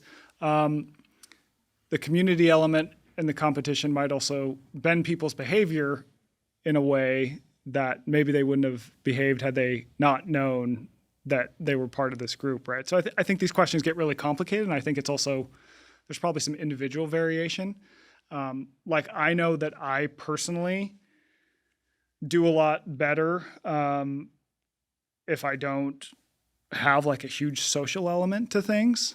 Like I don't run marathons just because I'm like, for me, psychologically, I know marathons give people a lot of value because there's community and all these things. But like in my mind, for some reason, I got this weird quirk where I go, yeah, but I could just go run like 26 miles, like at any time on my own time and not have to wear this bib and like pay this entry fee. Like you could just run 26 miles, you know? So like something, they don't do it for me, but they do it for some people. So I think you'd have individual differences. What do you think? I think we should do the experiment. I think we should. I think it'd be a lot of fun to get a large group of people together from online to go into their lives and then create a community of people that use social media for learning and for actual social connection. Yeah. But are not leaning on it for this kind of people call it fast food, or kind of what my dad would call the kind of chewing gum version of nutrition all day long. Yeah. And I say this as somebody that enjoys social media. So, yeah. But I think this is an idea I wanted to pitch to you today. So I've decided to do it on mic. I have a good platform for it, unless you do. How we could track it. So one of my favorite apps, it's called ClearSpace. What ClearSpace does is it, when you select the apps that you want to sort of quote unquote block. When you go to select one of those apps, let's say it's Instagram, it gives you a nice quote, like an inspiring quote about life. But you have to wait, right? There's like a 10-second pause. You wait, and then it takes you to the next screen, and it says, how much time do you actually want to spend on this app? And you can select, 5 minutes, 10 minutes, 15, 20 minutes, and then you select whatever amount of time. And only once you've gone through that process can you use the app for the pre-selected amount of time. And I found it to be really useful because it gets me intentional, right? A lot of times people just pull out their phone, they immediately hit, Instagram, and then you find yourself in it, and then you went in to answer a DM, but like actually you watched dog videos, nothing wrong with dog videos, but you watch dog videos for 30 minutes and you go, oh shit, I've just lost my day, right? So this thing sort of interrupts that. And they do have some challenge features. They could probably create us a group that would be really fun. It sounds really cool. Yeah, I love social media. I think that in its essence, it's an opportunity to really connect with people. And I've always wanted to have like a weekly meeting with my followers where I could learn from them and hear what they're doing and what they're up to, and you know. And so I feel like there's real value to that, like going and living one's life and then meeting online and talking to people you otherwise wouldn't be able to share information and learn from them and hopefully them from you and to really do that. I don't know, are there any, aside from perhaps 12-step or maybe there's some religious groups, but are there any within social media platform groups that meet regularly and have for years? Like we meet once a week, we get on there, we have a live. I mean, I'll pop on for a live every once in a while to connect with my audience and mostly to hear their questions. But I wonder if there are any online groups that have met consistently for many years. And that's a great question. It reminds me of that. You probably saw the story about the guys, and this wasn't social media, but it's amazing. That group of guys that's been playing a game of tag for like 40 years or something. Really? Did you see that story? Yeah. No. It's like these guys, I think they were like kids, and they kept up this like lifelong game of tag, and it's never ended. At weddings and everything? Yeah. Oh, wow. Most people are probably thinking that's got to be incredibly obnoxious. So they never pause the game. Never pause the game. Yeah. And someone might be it for like years, and then that person will take a secret flight to Cleveland or wherever the other guy is, and then gotcha, you're it. That's it's just hilarious. never ended. It's awesome. This is still going. I think it's still going. Yeah. Amazing. Yeah. Amazing. It's great. Yeah, I've said this before many times on social media, but any dopamine reward that is not preceded by substantial effort, can potentially destroy us in the form of addiction, but also leads to a drop in that baseline of dopamine at other times. This is the abundance of food, the ease of life that you're referring to. In this experiment that I'm hoping we can run in some form or another, the idea is that there will be some resistance to stepping away from smartphone. There will be great, hopefully, pleasure, and the attractor states will take over to doing other things in one's life, relationships and creative pursuits, et cetera, when we're away from the phone. But that there's a certain amount of effort to resist, so that when we come together socially, it's a real dopamine, not hit, but it's a real dopamine rise that doesn't drop the baseline of dopamine. So it meets all the kind of criteria of dopamine dynamics that I believe are healthy, because we really can distinguish healthy from unhealthy dopamine dynamics, but it still incorporates the smartphone, which doesn't look like it's going anywhere. So it'd be fun to do this experiment. I don't know. I think it's like to your point, smartphones are here to stay. There's clearly benefits to social media, else no one would use it. Problem is some of the benefits come with long-term harms, right? But I think if you can sort of train yourself to use it in a way that helps you rather than hurt you, well, that's a good thing. Sort of reminded me of this story of my mom. So my mom had cancer about 10 years ago. She's fine now. But she was in for one of her annual checkups, right? And this is obviously nerve-wracking because you're finding out, hey, did it come back, whatever, blah, blah, blah. So she goes to this meeting, and I was out of town. She goes to this appointment, and she's in the doctor's office. She's in the sort of waiting room in the gown, and they're like, "Yeah, we'll be back in a minute." And so she's sitting there, and right as the nurse left, she immediately went to grab her phone, and she left her phone in her car. And she's like, "I realized in that moment I was grabbing that phone because I was anxious and emotionally vulnerable. And that was effectively a sedative in that moment. And I had to sit with that. I just had to sit and feel that." She's like, but by being sort of forced into that moment, it made me realize, well, why don't I want to feel this? And that leads to these questions like, oh, because I value being alive. Well, why do I value being alive? Well, here are all these reasons. Oh, I appreciate this thing. I appreciate this other thing. And that insight, I think, taught her a lot about how she wants to spend her time too. And so having these moments where we don't immediately go for the sort of easy, comfortable thing, I think can lead to these insights. And that's just like this very micro moment, but that it stands for so much. And her behavior did change afterwards, She's awesome. She's always been amazing. She's a single mom, and I'm an only child. And she's been sober for 40 years. Yes, 40 years. And I'm 38, so she got sober, had a kid. Cards were definitely stacked against us, but she worked her ass off and built us a pretty good life. That's awesome. Definitely weren't rich, but just amazing woman. And I've learned a lot from her. Sounds like an amazing woman. I'm really happy to hear she's healthy. Yeah. And that moment of having left the phone in the car, it's amazing how those small portals in time can open up so much. I think social media offers a lot. I do also think that, as your example points out, it offers the opportunity to numb out or to experience drama. And I feel like when people talk about the dopamine hits of social media, the data on this just don't square with the idea that scrolling our phone gives us dopamine hits. It gives us low-level expenditure. I want to, on the basis of your books, I wrote something down a couple days ago. I was thinking about our conversation. I was thinking, I've long believed that dopamine is a currency. It's the universal currency of motivation. Right? It's what literally allows us to ambulate forward. It controls movement in the body. That's why people with Parkinson's who lose dopamine neurons can't move.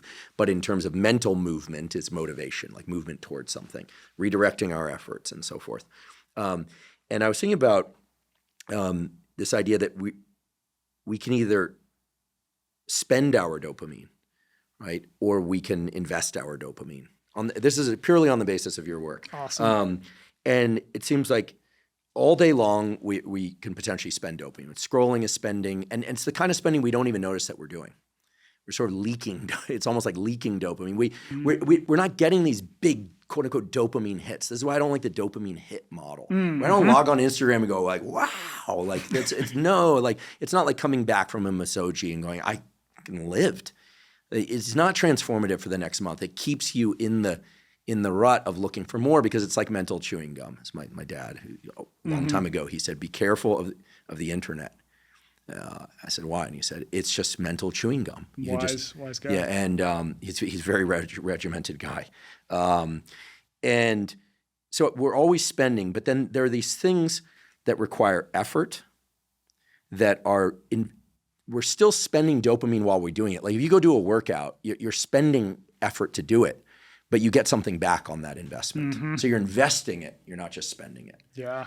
And that's great. And the other one, Great based on what you told me today, is reflection in states of boredom or meditation, or for people that orient this way, prayer, whatever it happens to be. Or maybe it's even just leaving a social gathering and keeping your phone in your pocket and walking back to the car and just really thinking about the richness of that interaction. Like these little things that are disappearing in our lives these days, but that are so easy to recapture. That reflection is another way of investing our dopamine. And I think when we look at the neurobiological literature on dopamine, we're going to realize that, yeah, of course, addictions spend out your dopamine, drop your baseline. Your bank account is in the red, deep in the red. Yeah. It's a whole other discussion. But that most of us are spending, and then we reset each night with sleep, and then we spend the next day, and then we reset. And it's a life of it becomes kind of a meaningless life. And this isn't to demonize the social media platforms. That they're pretty good at letting us numb out when we don't want to feel something, or feel drama when we need to feel that like lift. Like, oh my God, she did that, he did that. Oh my God, the lawsuit got dismissed about these two people who are arguing about who said what and who did. I'm like, how boring is it really? Yeah. And how unimportant is it? But it's not boring because they've taught us how to make it not boring. Right? Yeah. And then you look at the comments, and it's like, blech. It's just like gross. It's like high school forever. Yeah. But the worst part of high school. But effectively trains us to use it. So when I think about comfort crisis or scarcity brain, I think it's really about how to invest your dopamine in effort and reflection as a way to capture more capability to lean into things. That's really, to me, what I like is the genius of doing hard things that you brought forward in the comfort crisis. As I started today's discussion saying, I mean, it really changed my everyday, because I think so intensely now about how can I introduce more pain to bring about more meaning, as opposed to comfort, like meaning, and in any case. So, I think you're really on to the two things that matter most, which are effort and reflection. I love that language of spending versus investing. It's just, I think you hit the nail on the head there.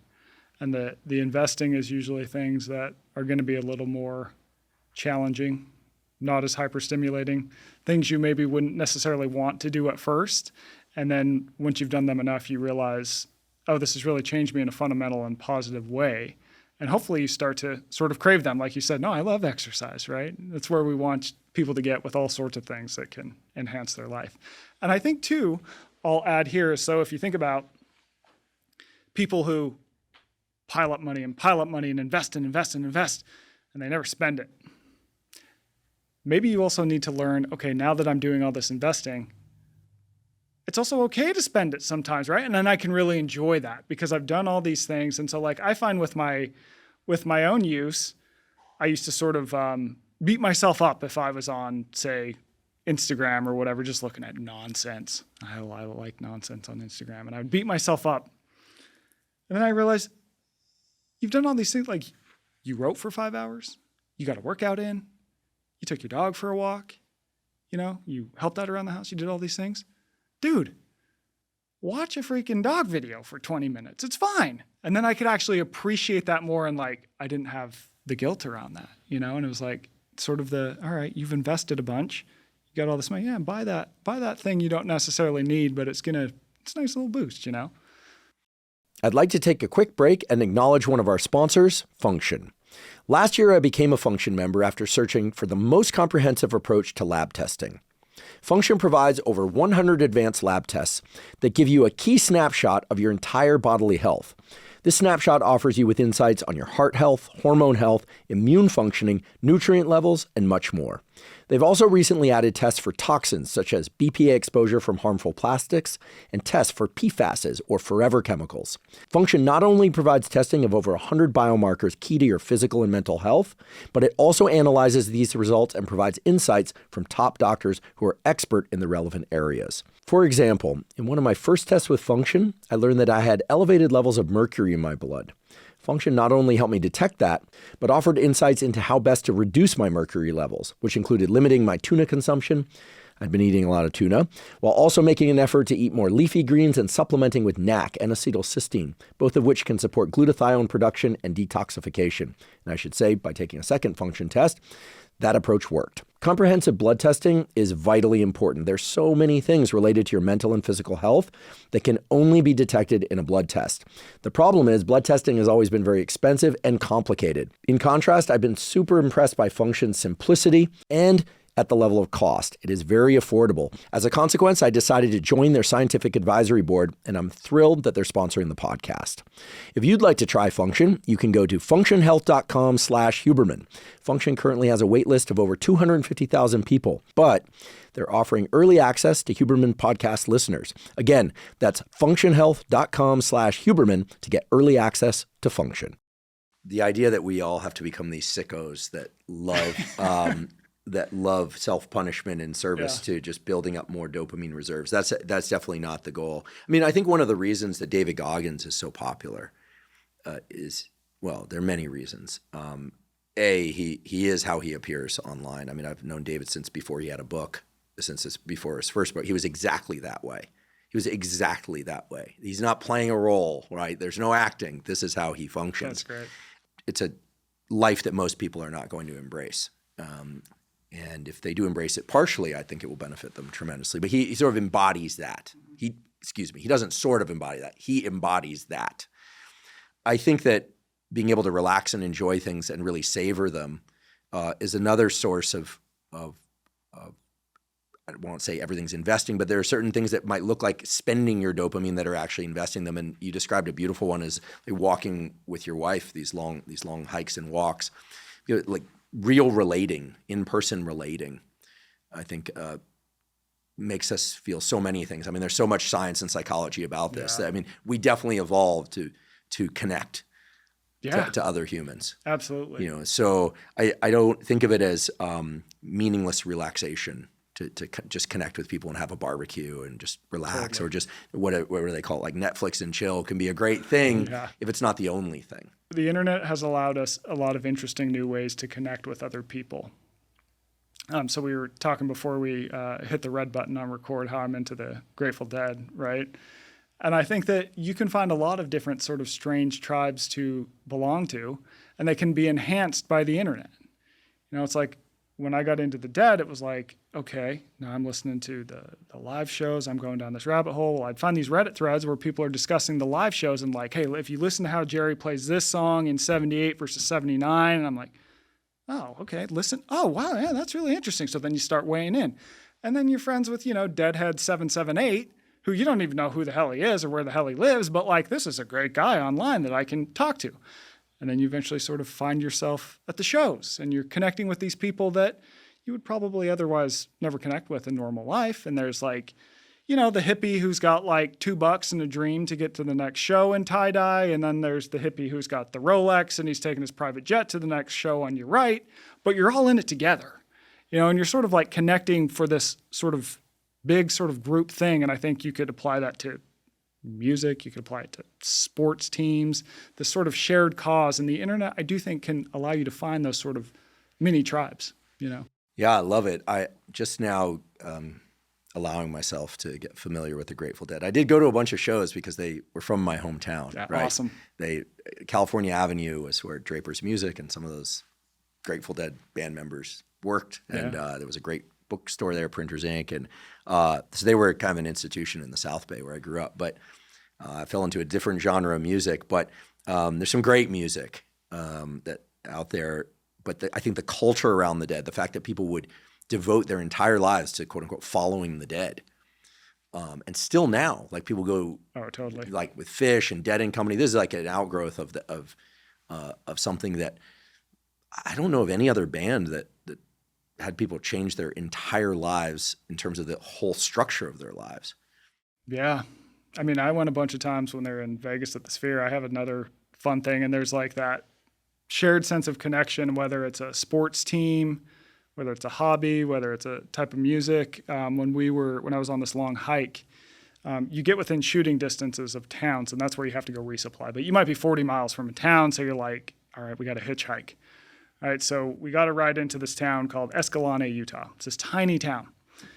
So we go restock food. We each eat like a 16-inch pizza ourselves and like wings because you got to refuel. And then we're at this gear store, and we need to ride back to the trailhead. It's like 40 miles away. So it's like, how the hell are we going to find a ride? Like, this is going to take forever to hitchhike. I'm in this gear store, and they happen to have this, I can't remember what it was. It might have been like a beanie or something that had a Dead head on it. I picked it up. I'm like, oh, this is awesome. And this lady comes up to me, and she goes, oh, you like the Dead?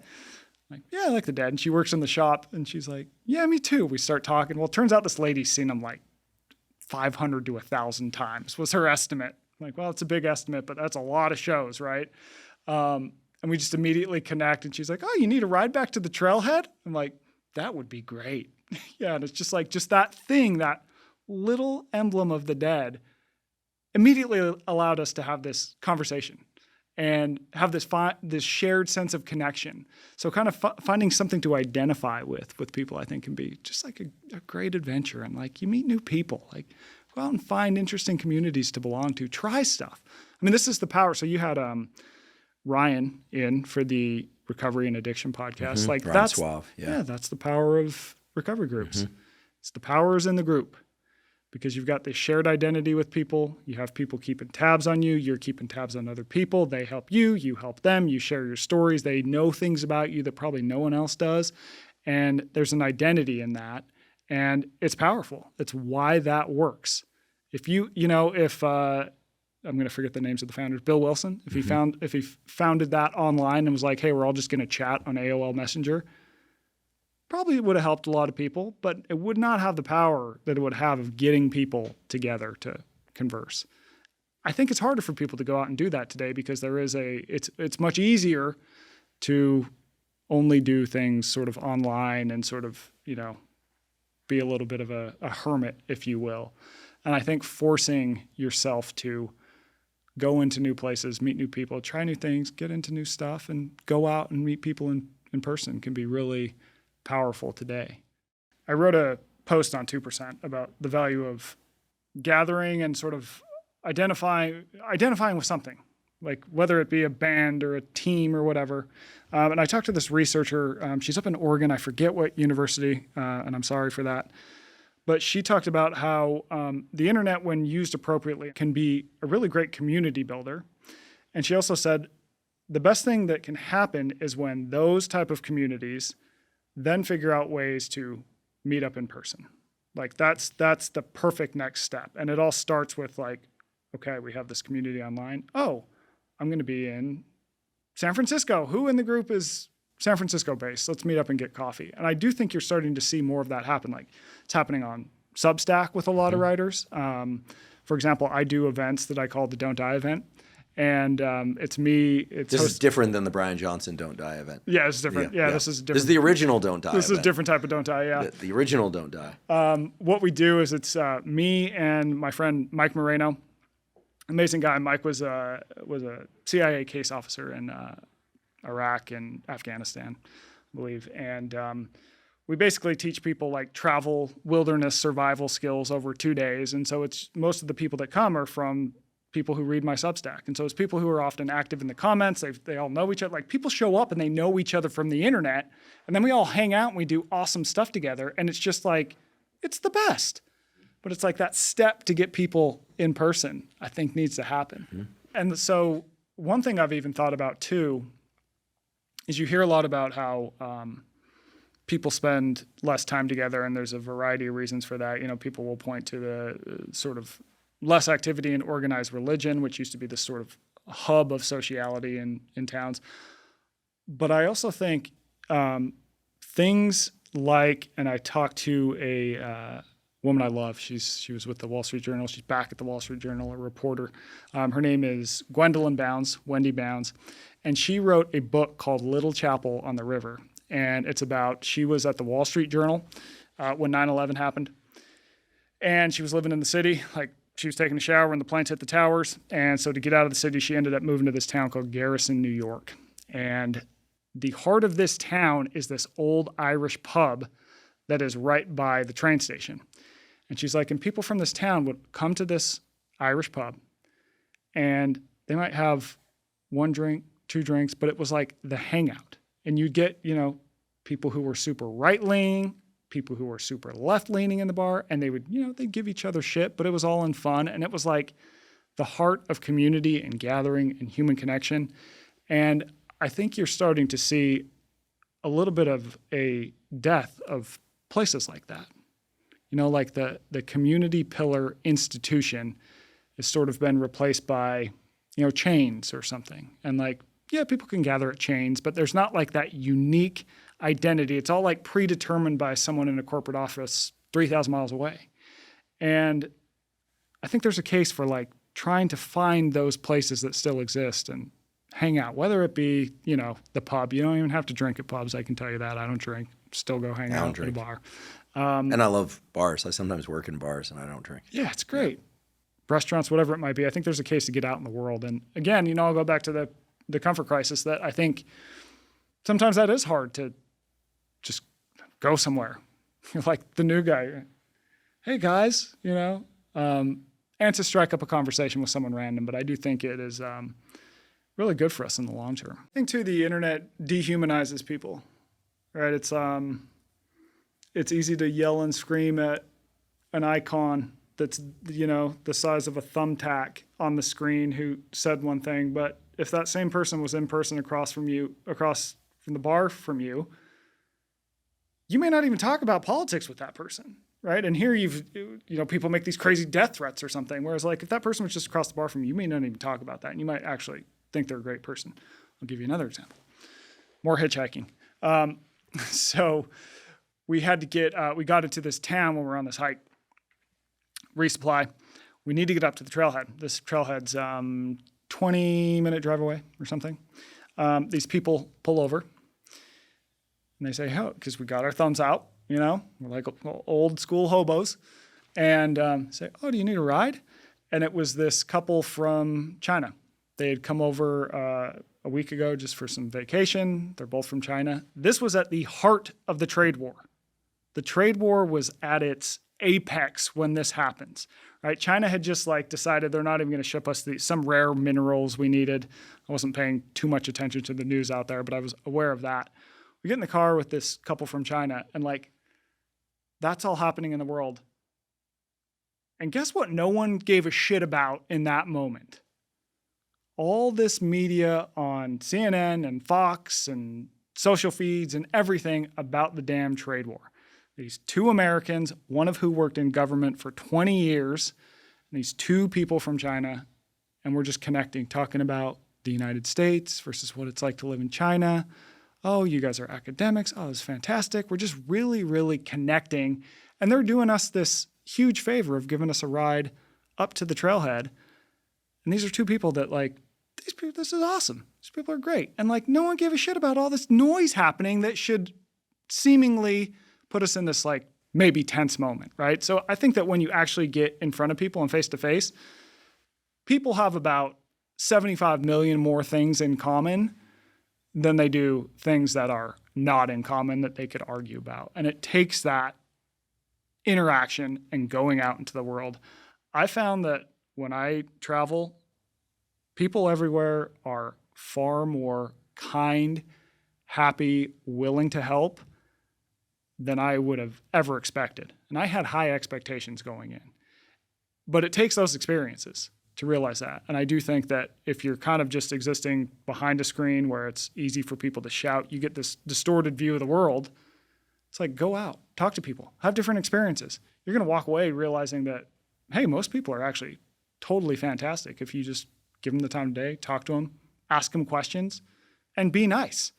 Like, being nice is the number one tool in my toolbook to survive and get along at my job and do all these different, like, just be nice to people. And you'll find that most people are nice back. It's this starting in the real world and perhaps bringing something online, posting about it or writing about the great experience later, as opposed to the online experience brought it into the world. I have a friend, he's a very accomplished musician, and he doesn't do his own social media. And we get together for dinner once every couple of weeks. And once I got out there and I said, oh yeah, I saw this thing online. He said, I don't want to hear about social media. And I realized in that moment, I was like, okay, got it. Like, we're not going to talk about something that was on social media. Why would we do that? Was in his mind, like, why would we do that? We're here. Like, why? Let's have an experience now. And I think this can be easy too. And I'm going to, because I didn't say this and it came to my mind when we were talking about Misogi. When I talk about this and I say, something I did that might seem hard for people, I'll put a caveat on that, is that there's way more people out there doing even more extreme things. At the same time, there's people whose entry point, like, you got to do the thing where you're at. So I gave this talk, right? And I talked about Misogi in the talk. And afterwards, this lady comes up to me and she goes, hey, I had read your book and I learned about this Misogi idea. And she goes, my Misogi was trying sushi. I go, trying sushi? And she goes, it's trying sushi. I go, okay, tell me about that. She goes, I just always had this fear around sushi, but people told me it was good, but I couldn't do it. I forced myself to do it. She's like, I didn't love it, but I didn't hate it. But more importantly, it taught me, what other fears do I have about things that are probably totally fine? And that opened this big door for me to go try all sorts of new things. Like, oh, well, I'm kind of afraid of flying alone. What if I went and took a trip and visited a friend? Now I got to go hang out with my friend. Like, it just opens doors, right? And so really, it can be anything. It can be something totally objectively extreme and crazy. It can be trying sushi. Just try something. So it's really about pushing up against those edges Yeah. in real life. Wherever the edge is.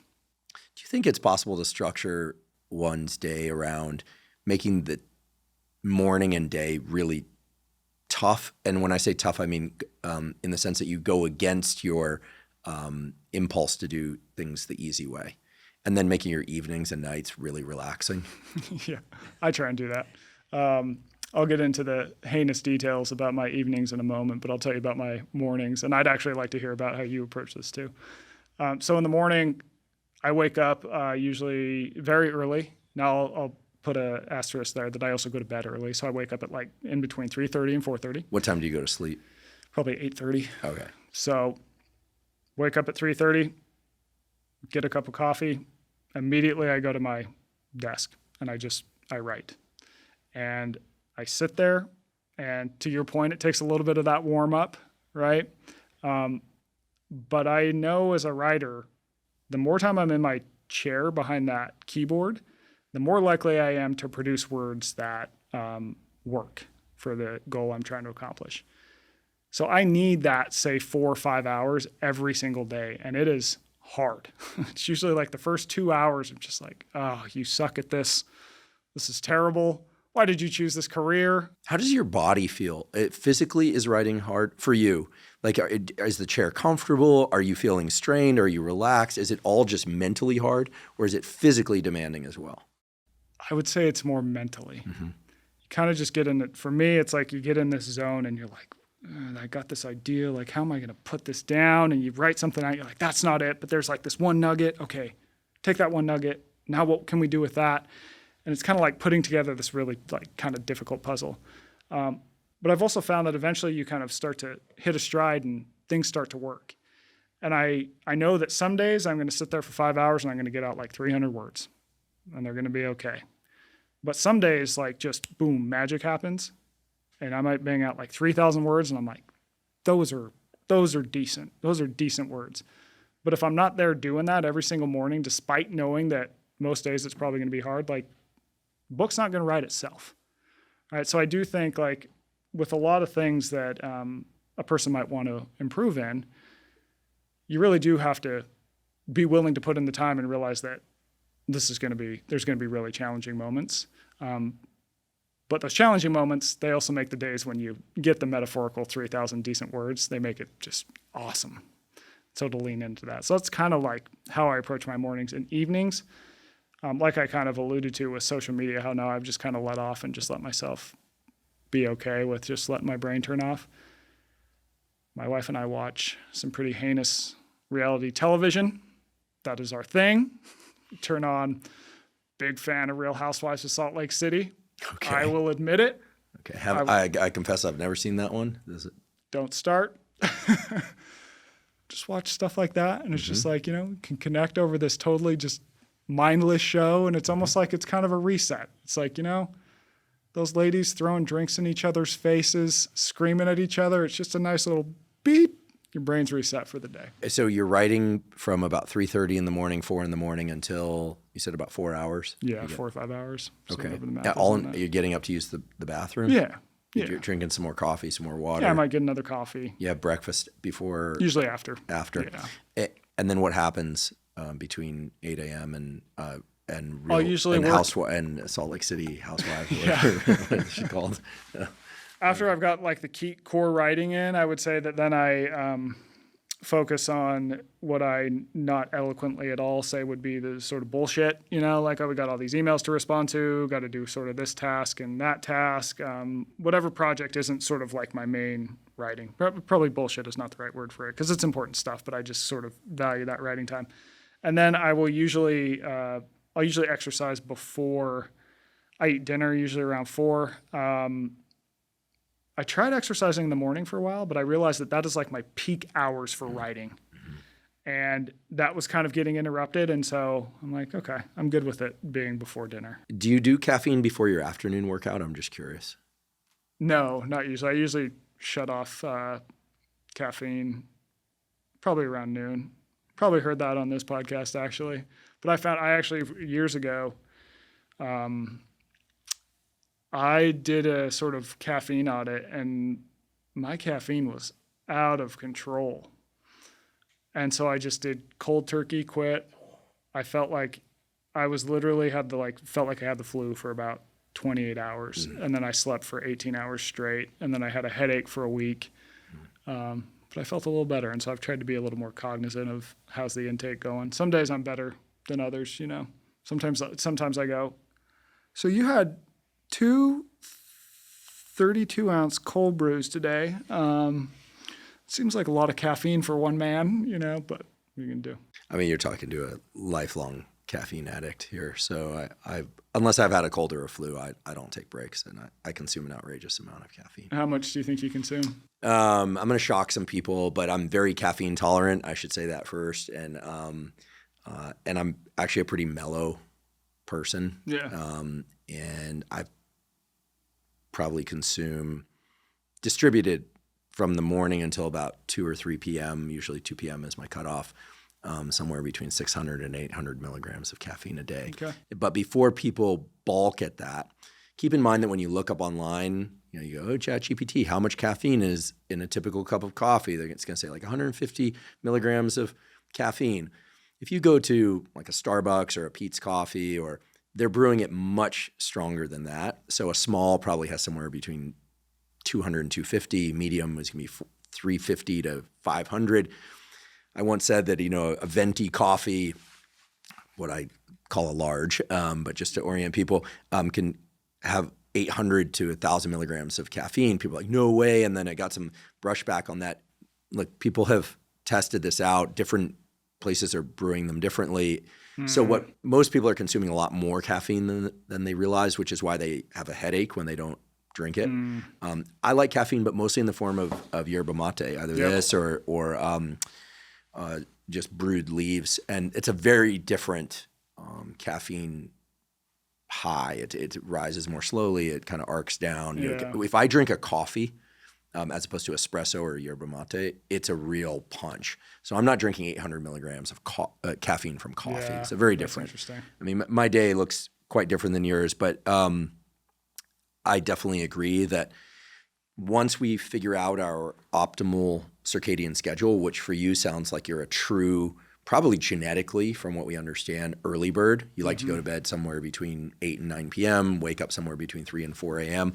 Most people who try and get on that schedule really struggle, and they start to revert toward the more typical schedule or the night owl schedule. But most people, like me, go to bed somewhere between 10 and 11:30 at night. I can get to bed by 9:30, but it's tough. Typically at 10:30 in bed, 11 I'm out. And then if I do that, I need maybe 6.5 hours of sleep and I'm fine. Yeah. And then the night owls definitely exist. There are people for whom their genetic polymorphisms in their genome make them want to go to bed at 1, 2, 3 a.m. and sleep until, 8, 9, 10, even 11 a.m. and they do best. But I agree that once you figure out your optimal circadian schedule, early bird, typical, or night owl, that there are a couple of 3 to 4 hour pockets during the day when our attention and wakefulness is just at its greatest, and you have to decide what you're going to devote that to. And from what we understand, that morning bout, which for you falls very early, is when the catecholamines, dopamine, norepinephrine, and epinephrine are really being released at their greatest amount. It's almost like the bank account to invest. You're like, okay, you can invest now. You're going to spend, you're going to invest. And I think many people spend it out. And exercise is great. I noticed that cardio, so to speak, gives me a lot of energy and focus in the hours that follow, whereas resistance training, which arguably I like to train hard and I like training heavy. Yeah. Afterwards, if I shower up and eat something, my brain is fatigued in a way that I'm like, damn, I invested it in exercise. I can't invest in everything. So I think finding those times when we are optimal is great and not just spending it out on meaningless stuff. Yeah. And that's what's happened to so many of these. I hear from a lot of young guys on this in particular, guys who are like hitting their early, mid, late 20s. And they're like, my life is like not heading in a particular direction. The so-called failure to launch kids. And it's scary. And then you say, well, what are you spending your time on? Like, well, I get some exercise, but then a lot of YouTube, a lot of video games, a lot of spending out. And I realize that there are some people who can make a career out of video games, but most can't. Right. So I think there are a lot of casualties of that kind of spending out of those key hours. Yeah, I think so too. And I do agree with you that it's all about finding whatever's going to work for you. You got to find that sort of magic, those magic hours, as I would call them in a non-scientific way. The example I always like to give is Hunter S. Thompson, where he would sleep until noon, and then he would start writing at like 11 p.m. maybe, and he would go till 4 in the morning. And of course, he's fueled by all this nonsense going into that. But that was sort of his magic hours where he got the best work done. And it's like you got to find what yours are. Yeah, it's interesting, the reliance these days on energy drinks and caffeine and supplements, some of which we've talked about on this podcast, like alpha GPC, they'll have a meaningful effect on your levels of alertness and focus. I think it's a mistake to use those to just kind of exist, like sipping an energy drink just to get through your day. I do think there's a place for the occasional use of things like alpha GPC or caffeine, certainly.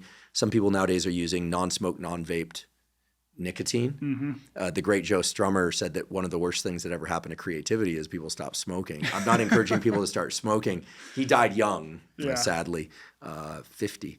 But I think the idea there was that nicotine is cognitively enhancing. Yeah. You don't want to take it in a way that kills you. But I think if you're going to explore chemistry for changing your brain state, which is what it's all about,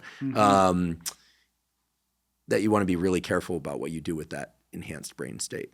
Yeah. Like just drinking a bunch of energy drinks to scroll the internet is truly a waste of a life. Yeah. Getting all ramped up to do nothing, basically. Right. Yeah. Get all ramped up to do something. That's a good rule to follow.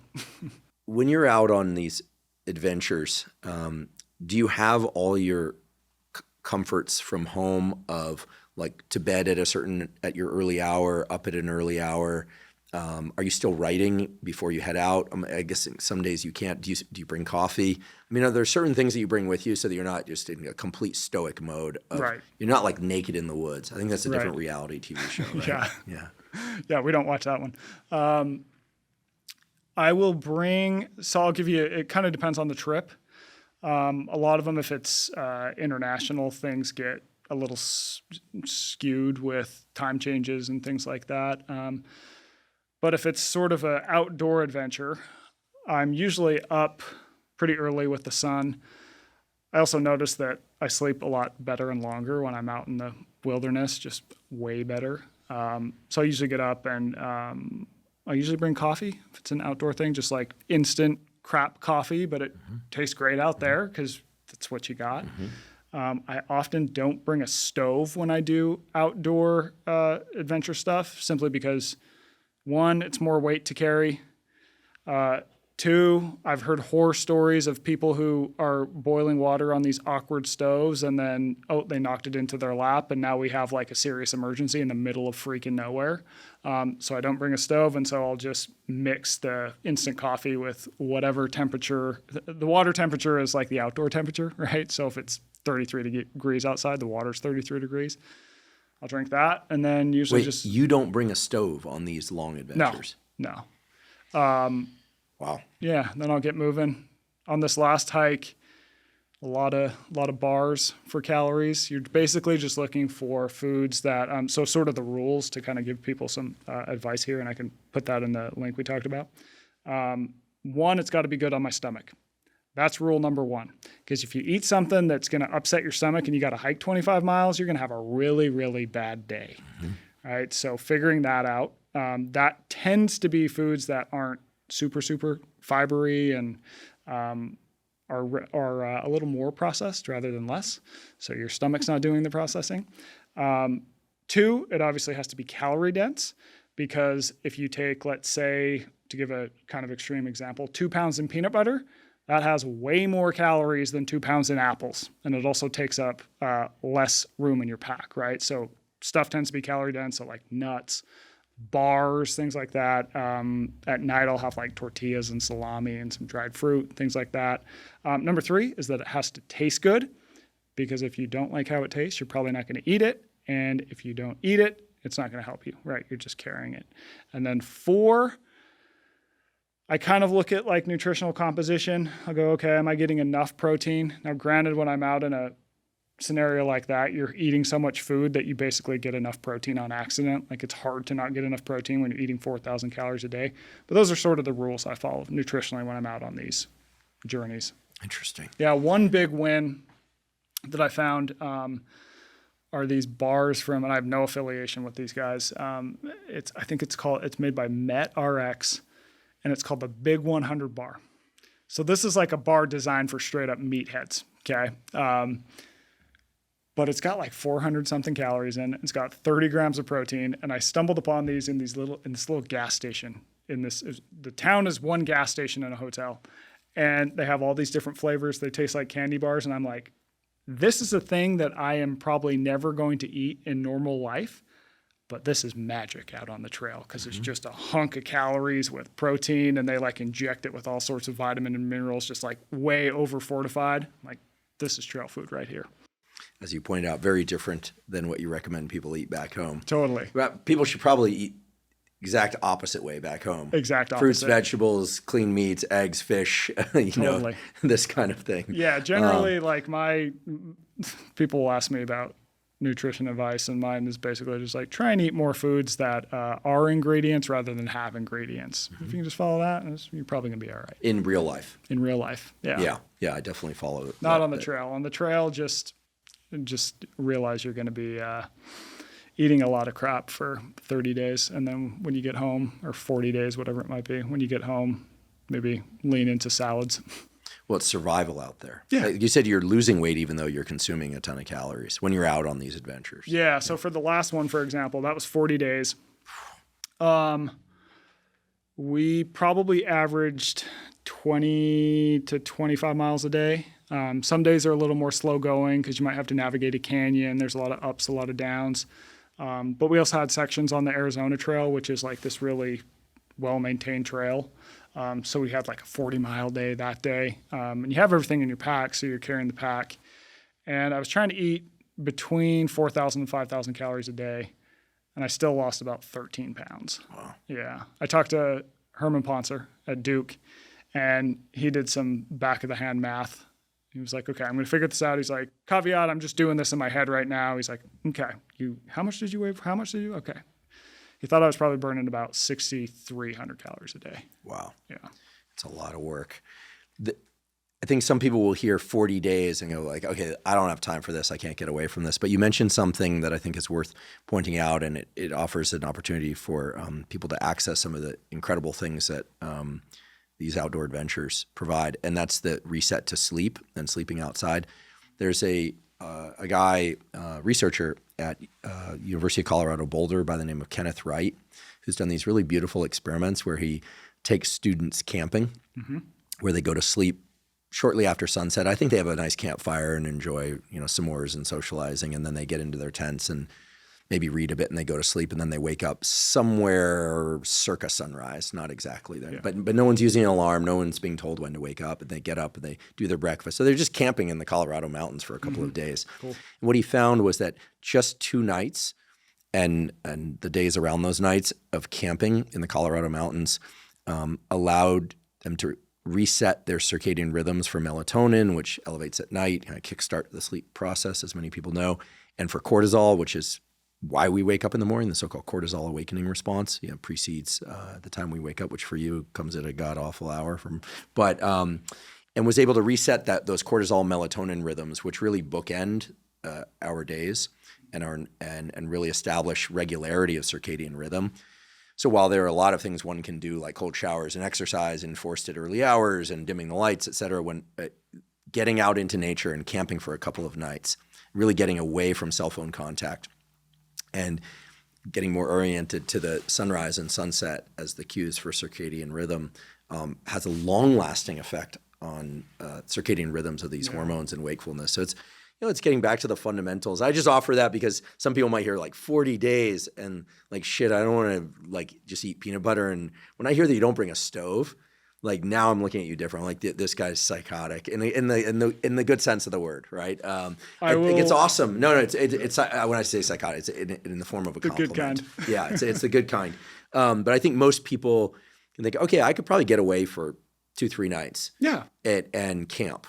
Or talk to someone who knows how to backpack and get a proper kit together and go backpacking. Yeah. And the level of adventure and life reset and meaningful experiences that one brings back from that and reset of circadian rhythm is super significant. Totally. And it's amazing. I mean, when you look at how much of the U.S. is actually like developed, it's some crazy number, like only 3-4% is occupied by people, and the rest is just like farmland and open land. Like we have so much amazing, unbelievable public lands in the United States. And by the way, as I experienced, the best stuff isn't necessarily in national parks. The best stuff is often in these sort of middle of nowhere places where it would just be a giant logistical nightmare to try and put a national park there and get all these people into it. Like you can find some just incredible places in the US. And even I think 3 nights outdoors, 1 night, 2 nights, whatever, any amount of time outdoors, especially if it's a little more rugged, a little more off the grid. And hell, you can even car camp. Like you don't have to like walk 20 miles out into the middle of nowhere. You can car camp. I think that has just so many benefits. There's this guy at University of Utah named David Strayer, and he's done this work on what he calls a 3-day effect. And he's basically found that after 3 days in nature, like some really beneficial things happen to people, and people come back reporting that they just feel so much calmer, more collected. They're just like more reset, more aligned in their life. And I think that's absolutely a thing. And the reason he started studying it is because a guy who owns this sort of famous rare book shop in Salt Lake City, the guy's name is Ken Sanders, he was calling this thing that would happen to him the 3-day effect. He goes, yeah, we just call it the 3-day effect among my friends. And he was like a friend of Edward Abbey, the environmental writer. He's like, yeah, we call it the 3-day effect. Like after 3 days in the wild, you like just totally reset. You're a better human. You think better. You're nicer. You're more empathetic. You're just a great person. And Strayer was kind of like, wait, I feel like that's happened to me, but I've just never heard anyone sort of put a term on it. And so he started kind of doing some research into it, and it's actually pretty interesting stuff. Super interesting. I think my mind as the neurobiologist goes to these attractor states. I think that it takes some time for us to drop into these different ways of being. And ways of being sounds kind of mystical, psychological, but it's also neural, right? Is that our nervous system shapes itself around the interactions and vice versa. And I think I find your work so interesting because you're sit in a chair for 4 hours, cognitive thinker, toil with words and ideas guy, but you like these long extended adventures, which are really adventures of the body and mind. I've been wrestling with this idea, as you can tell today. I wanted to just present some ideas to you to get your thoughts on them. And one of the ideas, and I've talked to a couple of MDs that work specifically on dementia about this, and the idea hasn't been killed yet, which is a sign that they might have legs. Good. And the idea is that comes from this, it originates with this sea squirt. Do you know this story about the sea squirt? No. So the sea squirt I've been learning about them. They're in this, the phylum of a tunicata. They're tunicates, which means nothing. Anytime somebody throws something like that or a Latin name, they're really just trying to impress you. But what's interesting about tunicates is that they live 2 lives. They have a nervous system. They live 2 lives. They are mobile. They swim for part of their life. And then they, at some point, descend onto a rock, typically, fix themselves to the rock, and live the rest of their life fixed to that rock. And when they land there, they eventually learn how to harvest nutrients from the ocean around them. But they eat their own nervous system. They eat their own brain. And they specifically eat, they don't really have a brain, but they eat the components of their nervous system that aren't required for moving around anymore. Interesting. So one idea, I'm starting to kind of like noodle with this, and I was thinking, we hear so much now about the relationship between exercise and longevity. And I try and get my zone 2 cardio. I definitely ruck. We're going to talk about rucking. I do my resistance training. I'm very interested in some of these functional patterns folks online. They're very combative people, but they've got some really interesting points about the need to do more real world throwing, sprinting type activities. But here's an idea. If we step back from the human species and we go, okay, what do humans need? We need to reproduce, take care of our young, propagate, all the stuff we talked about before. But throughout human evolution, humans have gotten to a point where, in everyone's life, where at some point the young are old enough and educated enough about what's required to be a human that they don't have to throw, run, or do any of these things. And perhaps, and someone should look at this, I think, perhaps the areas of the brain that atrophy first, the neural pathways that atrophy first in everybody, we're not talking about Alzheimer's necessarily, are the areas involved with jumping, landing, throwing, navigating, uneven surfaces, lack of familiarity, and it could be that the deterioration of those pathways sets in motion a cascade of things that cause the loss of neurons in other areas. And then, like so many things, it tends to, and then we get everyone gets demented with age. Yeah. No one is sharper at 90 than they were at 70. Right. No one. Unless, maybe they lost a lot of weight and took a bunch of, acetylcholine promoting drugs or something, but that's very rare. So the idea here is that maybe we're a lot like the sea squirt. We're just starting earlier nowadays.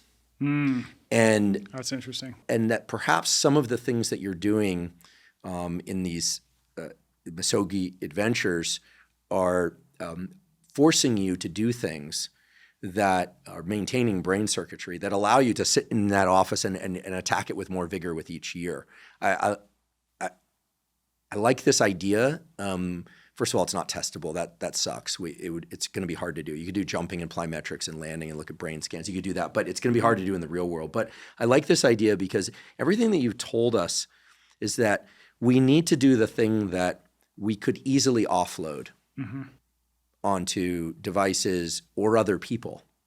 But if we don't do that, we actually have more pleasure in these moments of watching television with a spouse, or perhaps even more intellectual vigor. Because how old are you? I'm 38. 38. I have to think about that. So if you were to, now I'm kind of leading I'm seeding the question. But if you were to kind of plot in your mind, like your cognitive vigor across these years, before, during, and now you're continuing to do these Misogis, would you say your cognitive vigor is declining, or is increasing, or is staying flat? Definitely increasing. I'll put the confounder here is I stopped drinking when I was 28. So basically up to 28, I was a damn idiot. But I think that where I've sort of taken things, I mean, I've definitely become a sharper writer, a sharper thinker over time. And I think there's something to that. I'll say, just from the perspective of a writer, you will write better and have more material to work with and more interesting writing if you go out and do things. Shocker, right? There's so many people who it's just like entirely behind the keyboard, looking at a screen, not even talking to another human being. Like, even just the reporting part, they're not even talking to another human being, much less like going out and going there and seeing what they find. So just from a writing perspective, like, of course I still sit behind the screen and read the studies, but like, I'm also going to go out and talk to this person, and I'm going to go do these things that give me so much more to work with. And for the average person, like, okay, you're not a writer, I get it, but that's a story. Like, you want to die with a lot of badass stories. Like, that's a life well lived, right? You got to like shape your own narrative and go out and be able to find these moments and things that you've done that you can look back on and be like, that was awesome. And if you can fill your life up with that, because in the moment they're awesome too. Like, happiness is sort of, it's not this endpoint, right? It's like this rolling average of your behaviors. So what do your behaviors look like? Do you have more awesome behaviors or more crappy behaviors? Okay, let's try and get more awesome behaviors. Okay, well, what are awesome behaviors? It's like, probably involve other people. Probably involve doing things that push you a little bit and teach you something about yourself. It probably involves getting out of your damn office every now and then and away from the screen. And so just trying to get enough of that. That's like, it's a thing. And I think you're probably right. There's a lot happening in the brain too, but I'll leave that up to you. Well, yeah, I love the notion of creating a life of adventures and happiness as a rolling average. I think that the word happiness is very, very slippery slope. Oh, totally. You're chasing feeling states, and Buddhists have talked about this, and people talk about this endlessly online. No one's talking about being miserable. It's talking about feeling, to make it neurobiological, that feeling of dopamine being trickled out in response to effort and getting the rewards of that effort repeat. Yeah. And then the rewards, of course, include the non-effort states of being able to lean into social things with more ease and more relaxation because you put in a really great day, or just the richness of what you've built in your life. Like, that's happiness. That's like deep pleasure, right? That can only be built through this kind of connection between these different gears we've been talking about.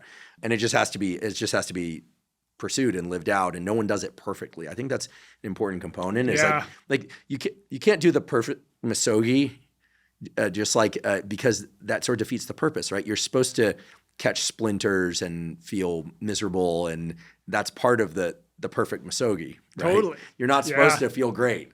But it's not. You feel so miserable that you regret the entire experience. Yeah, you want some calluses. I'd be interested to hear your thoughts here, because this isn't a fully formulated thought.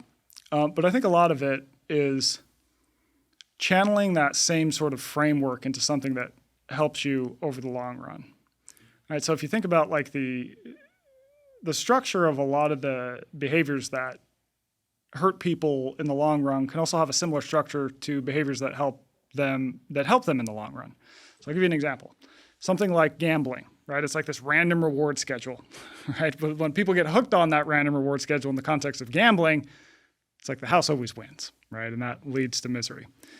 When I think of my own job, though, it's a very similar random reward structure in terms of searching for information in an open environment with different characters, and I don't know what I'm going to get. It's like, okay, I'm going to this city. It's like when I got to Baghdad. I'm like, I got to report on the drug trade. I'm going to have to link up with all these characters. I have no idea what's going to happen. It's so exciting. The reels of the slot machine are spinning. The dice are falling. Same exact thing. But it's channeled into a thing that like becomes more rewarding to me over the long run. And so I would just like to hear, like, how do you think about taking that sort of structure and making it helpful for a person? Yeah, well, the first thing is that the structure and the circuitry is exactly the same for gambling and going out and finding a great story and building a great story and having those experiences, including the pitfalls, the losses, that, by the way, set a lower threshold for what you consider a win, and then you ratchet up through there. And, it's like, I'll never forget my dad being a scientist who's been on this podcast before. I'll never forget the first time I published a paper in Science, which is like, it's like a big Super deal. Bowl ring. He didn't say congratulations. You know what he said?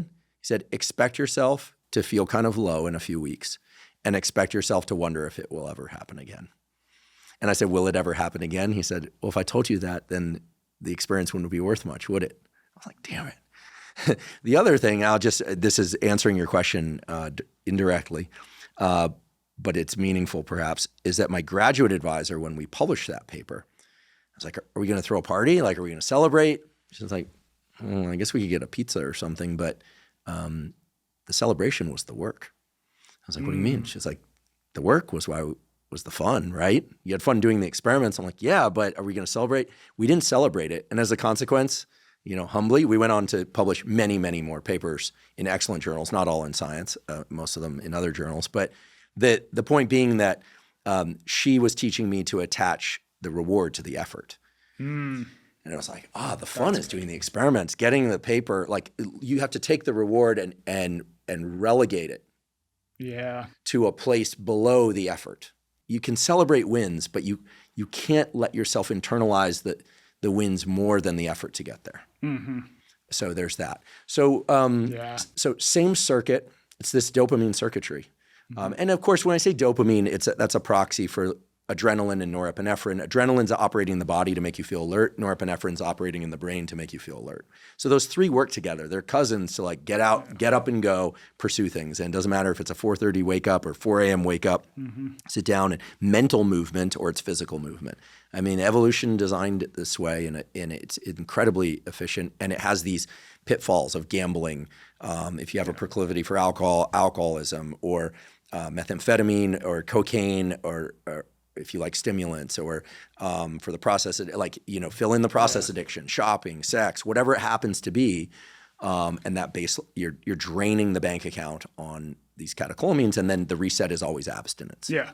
It's just abstinence, right? Yep. And then people in their second or third year of sobriety are like, oh my God, like the world just feels so incredible. Like there are these magnificent moments from things that I just completely missed before. Yeah. And it's because what brings about pleasure now is you could say it's at a lower threshold, but the level of meaning is sky high relative to before. So there's that. So there's real value to understanding dopamine catecholamine dynamics because you can identify where you are on the map at a given moment. That can tell you the direction to go. I agree. And I wish I could tell you, you have dopamine catecholamine circuits for writing versus gambling versus wandering through Antarctica. Not wandering, but trying to survive Antarctica. Yeah. It's the exact same circuit. Yeah. Which is, one of the reasons I want to shift us to rucking. Okay. I really dislike rucking, but now you got me rucking. So tell us why rucking and things like it are so valuable and are distinctly different than like quote unquote hitting the gym. So I'll tell you how I sort of came to this realization, started writing about this in the first place, is that when we were in the Arctic, we're hunting, right? So when you look at why humans are good at running, and by the way, we're good at two things. We're good at running and we're good at carrying. And I'll tell you why we're good at carrying. So the reason we're good at running is because we evolved to run long distances to chase down animals in the heat and spear them. So humans are really good at cooling ourselves in the heat, right? And we can run these long distances. Other animals can't manage their heat, so we'd slowly but surely run down animals. Eventually, they would get too hot, they'd topple over from heat exhaustion, and then bam, we'd kill them. Okay, so this is a theory called persistence hunting. So we won the thermoregulation game. We won the thermoregulation game, yeah. So we sweat, we don't have much fur, and then our bodies are also designed for this type of persistence hunting. There's a guy at Harvard, Dan Lieberman, who had this, I think it was in 2004, paper about this, how the reason we're built the way we are, one of the key reasons is so we could run long distances for persistence hunting. So I'm familiar with that research, right? I'm like, oh, that's really interesting. Cool. I'm like, yeah, this explains why I have these big butt muscles, these arched feet, these whatever. So we go up to the Arctic. we're hunting, eventually successfully hunted caribou. And we're taking every usable part of it we can. So we load our packs with all this weight. It's like 100 something pounds in this damn pack, and start walking back to camp. And I'm just thinking about this research about, okay, humans evolved to run long distances so we could hunt.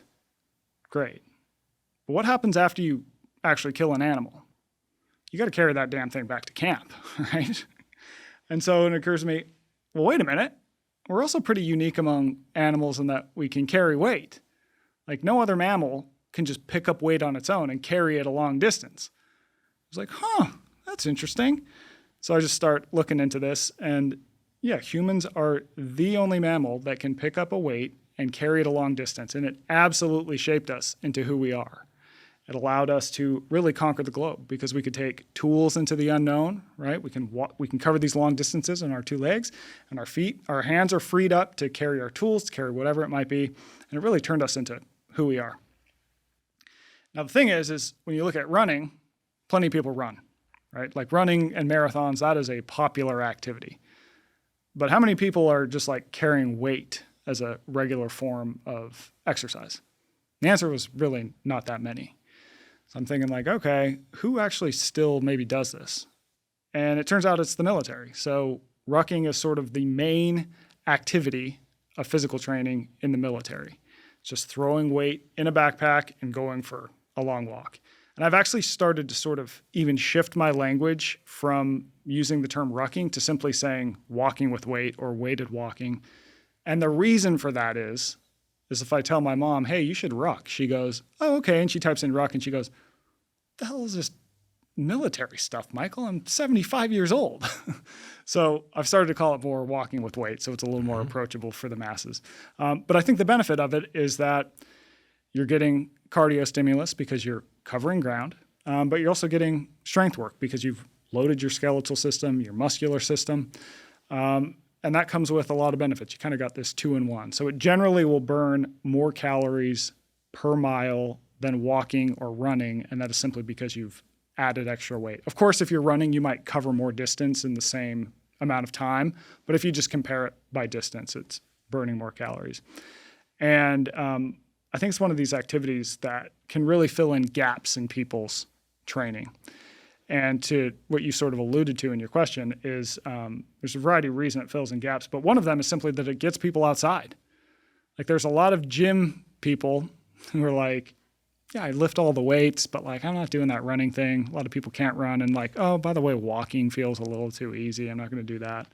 So if you can throw some load on someone and have them go for a walk, it gets them outside, helps them preferentially burn fat, it seems, compared to something like running. So there's this interesting study, and I'll caveat this by saying it was a very small study. I think it was only 12 people because they could only find 12 crazy enough people to do it. It was on backcountry hunters in Alaska.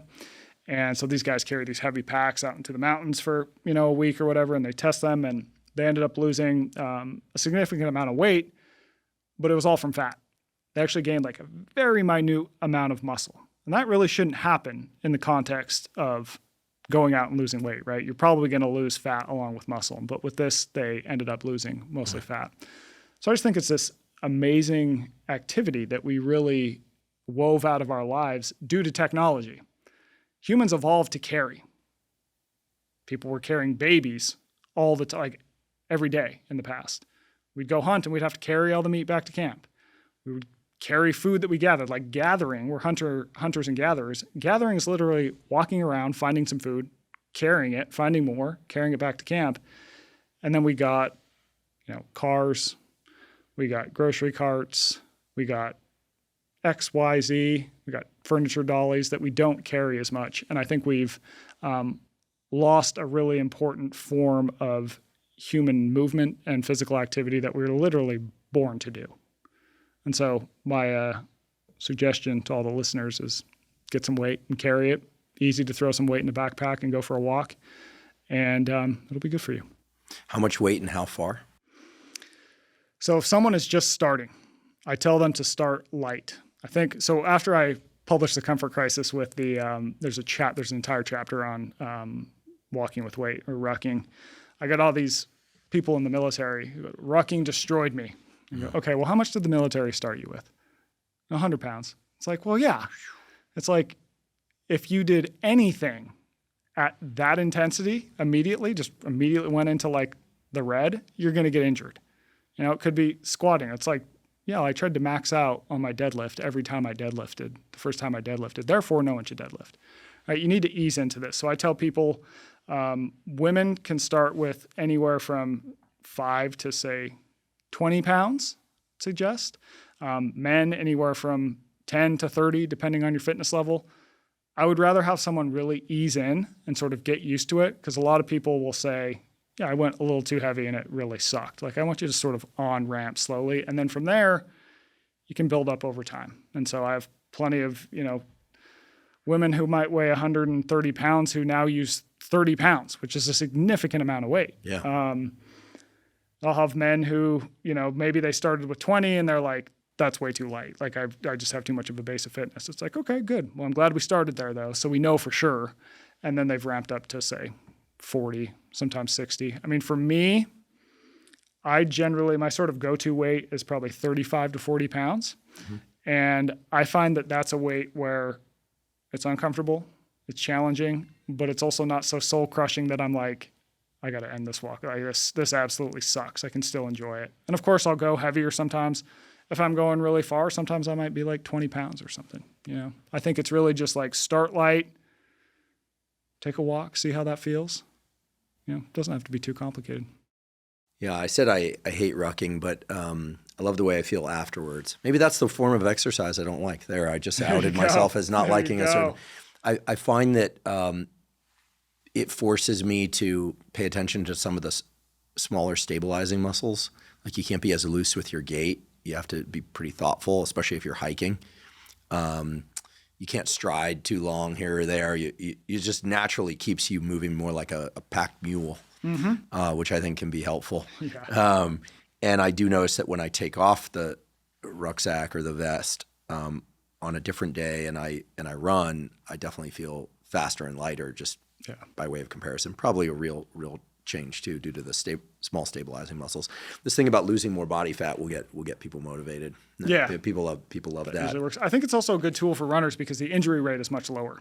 So if you're within a reasonable amount of weight, like, of course, if you go up to these crazy weights, so I generally tell people, if you just want like a firm number, don't go over 50 pounds. If you want a more sort of dialed in number to your body weight, don't go over a third of your body weight. There's a lot of military research that suggests that. But even for me, like, I don't go up to a third of my body weight all that often unless I have a really good reason. I'm training for something like backpacking or hunt or something. So if you're within a reasonable amount of weight and not too heavy, the injury rate is exceedingly low. It's not that much higher than the injury rate of walking, and walking is pretty safe. Do you ever experience the kind of crossover of understanding between your physical pursuits and your creative intellectual pursuits? Like, do you find that, for instance, if you ruck, that there's a certain, you start to recognize where the resistance is? Is it putting on the pack? Is it, a third of the way through, you tend to feel pretty good? Do you notice those contours, and do they map to the contour of sitting down and writing? That it's hard at first, then it gets easier, and then at some point there's a breakthrough, or else it just plain sucks the whole time? I think so. I'd like to hear your experience with running, but my experience with running is that the first, say, 3 miles, they suck. I go, oh, this is hard. Like, things just start, you just feel like resistance. And then eventually, usually after, say, mile 3, all of a sudden I feel like, oh, I could do this forever. I could do this the rest of the day if I wanted to. But if I don't go through that first 3 miles, I'm never going to get to 4+ or whatever it is. And I do feel like that's the same with writing, where it's challenging at first. The things aren't moving, but then things start to move, And you need that buy-in. Like, you need you're not going to have those amazing 4+ miles after mile 4 or sentence after the 20 paragraphs you deleted if you don't run the first 3 miles or write the first 20 paragraphs. And then a related question is specifically about writing, but it could carry over to school, music, or any sort of kind of pursuit. You said that some days getting 300 quality words feels like an accomplishment. Other days you get 3,000 words. Do you think prior to the days that you got the 3,000 words that your brain is processing it unconsciously? Do you think it all happens in the session? Or is there something, like if you look back into your days and hours before those incredible days where you just feel amazing, can you map it to anything, or is it just mysterious? I think it's somewhat mysterious, but I guess here's how I would answer that. Is there some writing I've done where you sit down and it's just, it comes out not needing many edits. And it's just like I'll give you an example. There might be some bias, but a lot of my friends and people who've read my work say one of the best things I've written is this essay I did about my mom. It originally appeared in Men's Health in 2017, maybe. It's called My Badass Mom. I have it on my Substack. I'll link to it in that post. I wrote that in about 7 minutes. Sat down and just, and it's like 1,000 something words. And it was like, printed it and was like, I don't know if I need to change this. And so why is that? Because I've been thinking on that piece for 30 something years. And it was just, that was the moment, and just the energy got captured, and then that was it. A good example of this, and this is a person at a much higher level, is I was watching a Tom Petty documentary. Apparently he sat down, flipped on a recorder, and just came up with Wildflowers. Literally started just playing those chords and making up the lyrics as he went, and recorded Wildflowers. Just went, holy shit, right? That is like, there are times when like magic happens and just lightning strikes, and you just gotta be there for it though. It's like, I think things like that can happen, but I think to your point, why could that happen? It's because he had like all this experience that just sort of like was swelling and bubbling under, and finally it just like converged. Brings me to earlier point in our discussion. I genuinely believe that the raw materials of great writing and music and science and whatever, podcasting, visual art, painting, those raw materials are collected away from the actual craft. And so you have to get out into the real world and experience those. Where have you gotten your best material? Scientific work, ideas you're flowing into podcasts? Like, how does all that unfold for you? For me, PubMed is it's the intellectual wilderness of published material, as are books and lectures, but mostly PubMed. So the more time I can spend foraging papers and looking at graphs and seeing things and connecting it to something else, and that's where the ideas, those are the raw materials. Yeah. Like this year I haven't been doing quite as many solos as I work on the book, but I'm getting back to solos soon, and I've got these like folders upon folders of papers that no one's ever discussed out there that I think have real gems in them. So those are the mines in which I'm mining for information that I then have to work with. So for me, it's PubMed, and occasionally it's getting on the phone like I did yesterday with a neurosurgeon friend of mine and having a discussion about the vagus nerve and realizing that everything that's out there about the vagus nerve, everything is exactly backwards. Interesting. And I was like, is this possible? And he's like, yeah. And I'm like, why hasn't the narrative been corrected? And he's like, well, because there's never been a real neuroscientist talking about it. I was like, oh, wow, we have it exactly backwards. Just for not to be cryptic here, the vagus nerve, even though it's classified as parasympathetic, is not a calming pathway. It's a pathway by which physical movement wakes up the brain. Period. Or mechanical changes in the gut wake up the brain. It's all excitatory. Everyone thinks the vagus calm down. No, the only quieting signals come from the brain to the body. Interesting. And there are a few of them in there, but the vast majority of the vagus is this way that the way to wake up your brain is to move your body. Awesome. So that's, anyway, I don't want to go too far down this rabbit hole. This sounds like what I was just talking about when I'm in a place and having to find information for a story. And I experience, it's that, you use the word foraging, right? It's that like the chase of the thing. What's the thing I'm going to find here? I got this question. I got to go find these, and I don't know what I'm going to encounter out there in the wilderness, as you put it. That is the best. It's why people get hooked on social media. It's why people get hooked on gambling. It's why people get hooked on dating apps or whatever the hell it is. I think the problem today is that you see it getting put into technology and leveraged in a way that maybe hurts people over the long run. Whereas if you can find a way to leverage that, as you have and are telling me now, that helps you in the long run, that's like the unlock, right? Mm-hmm. Yeah, that's awesome. What a lot of these failure to launch kids are not accessing. Totally. And Anna Lemke, of the author of Dopamine Nation, has said this. When she said, like, what are people who haven't found their passion supposed to do? And she'll say, mow the lawn, and people go, this just sounds like a mom telling me what to do. But she understands it's the same circuitry. Yeah. You're trying to get that you do something you don't want to do, you complete it, it's job well done. You're learning a process, and then you start to superimpose the understanding of that process onto things that are hopefully meaningful and generative, as opposed to destructive. The problem is, it's like a trail where on either side you can every day you can slip down the slope of numbing out or drama. You're trying to stay on a trail, to keep it in the language of Michael Easter, like you're trying to stay on a trail this narrow, and you don't know where it's going, and it's splitting off, and you don't know which is the right one. And there are just so many opportunities to slide down the edges every day, all day. And those edges continuously get tweaked to be slipperier, easier to fall down, steeper.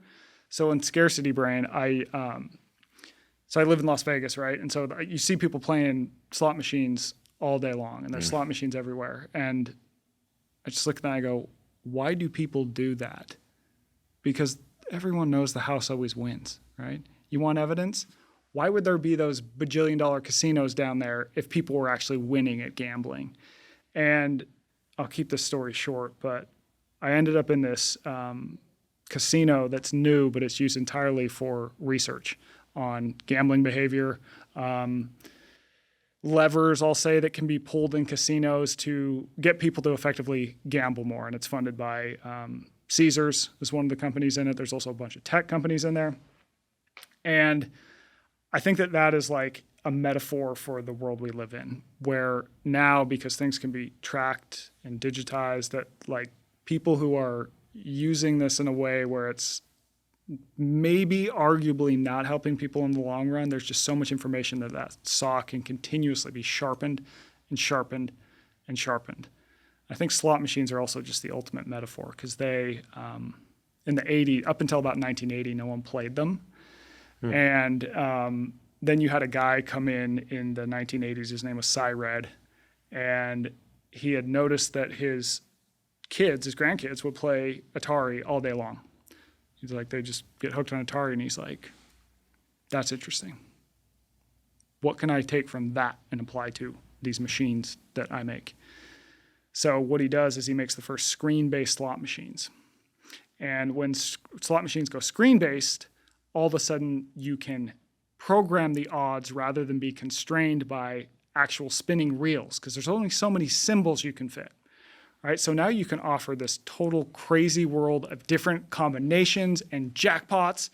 And he realizes, what we can do, because we have all these options now, is we can have people bet a bunch of different lines. So on a digital slot machine, you can bet like 40 different ways the line is going to go, and the things are going to fill up. And what we can do from there is that if you get a win, you might quote unquote win, but let's say you bet $1, you'll win, say, 50 cents or 40 cents. That is what casino companies call a loss disguised as a win. The thing is when that happens to people, it doesn't necessarily register as a loss. Something exciting happened, right? And so all of a sudden the machine can start to have something exciting happen far more times, but you're just slowly losing your money instead of quickly losing your money. So the reason that people weren't playing slot machines up to 1980 is because simply by the constraints of space and the way that reels were like physical reels, you just couldn't win all that often. So you might play 20 games and nothing ever happens. So that behavior is going to extinguish like really quick. But if you can get someone on a machine where like maybe every third pull, maybe every second pull, something happens, the machine lights up, ding, ding, ding, ding, ding, congratulations, you won. You won 40 cents on your dollar bet. Isn't this exciting? Congratulations and welcome to Las Vegas. Now all of a sudden you start to see slot machines go from like being thrown in the corners of casinos to taking over casino floors. So they now bring in 85% of casino revenues, and people spend more money on slot machines than they do books, movies, and music combined. And it was really just this tweaking of this perfect reward schedule where you're getting just the right amount of rewards at a random schedule, and it's just been sharpened. And then you see companies go, what the hell's happening in Vegas? And then that gets placed into social media, into dating apps, into online shopping. Like you go on shopping places now, there's a damn spinning wheel, right, to get a discount. It's like that's what happens when you walk into a Las Vegas casino too. First thing you see is a spinning wheel because it's a sucker's game, and then just spread everywhere. Wow. Yeah. And the speed is a big thing. So the other thing with the spinning reels, when it's physical, you pull this handle, it's a slow process. Pull, clunk, clunk, clunk. Okay, pull, clunk, clunk, clunk. So the Cy-Red guy, he realizes, hey, this pulling the handle thing, that's just slowing people down. What if we made the spin a button?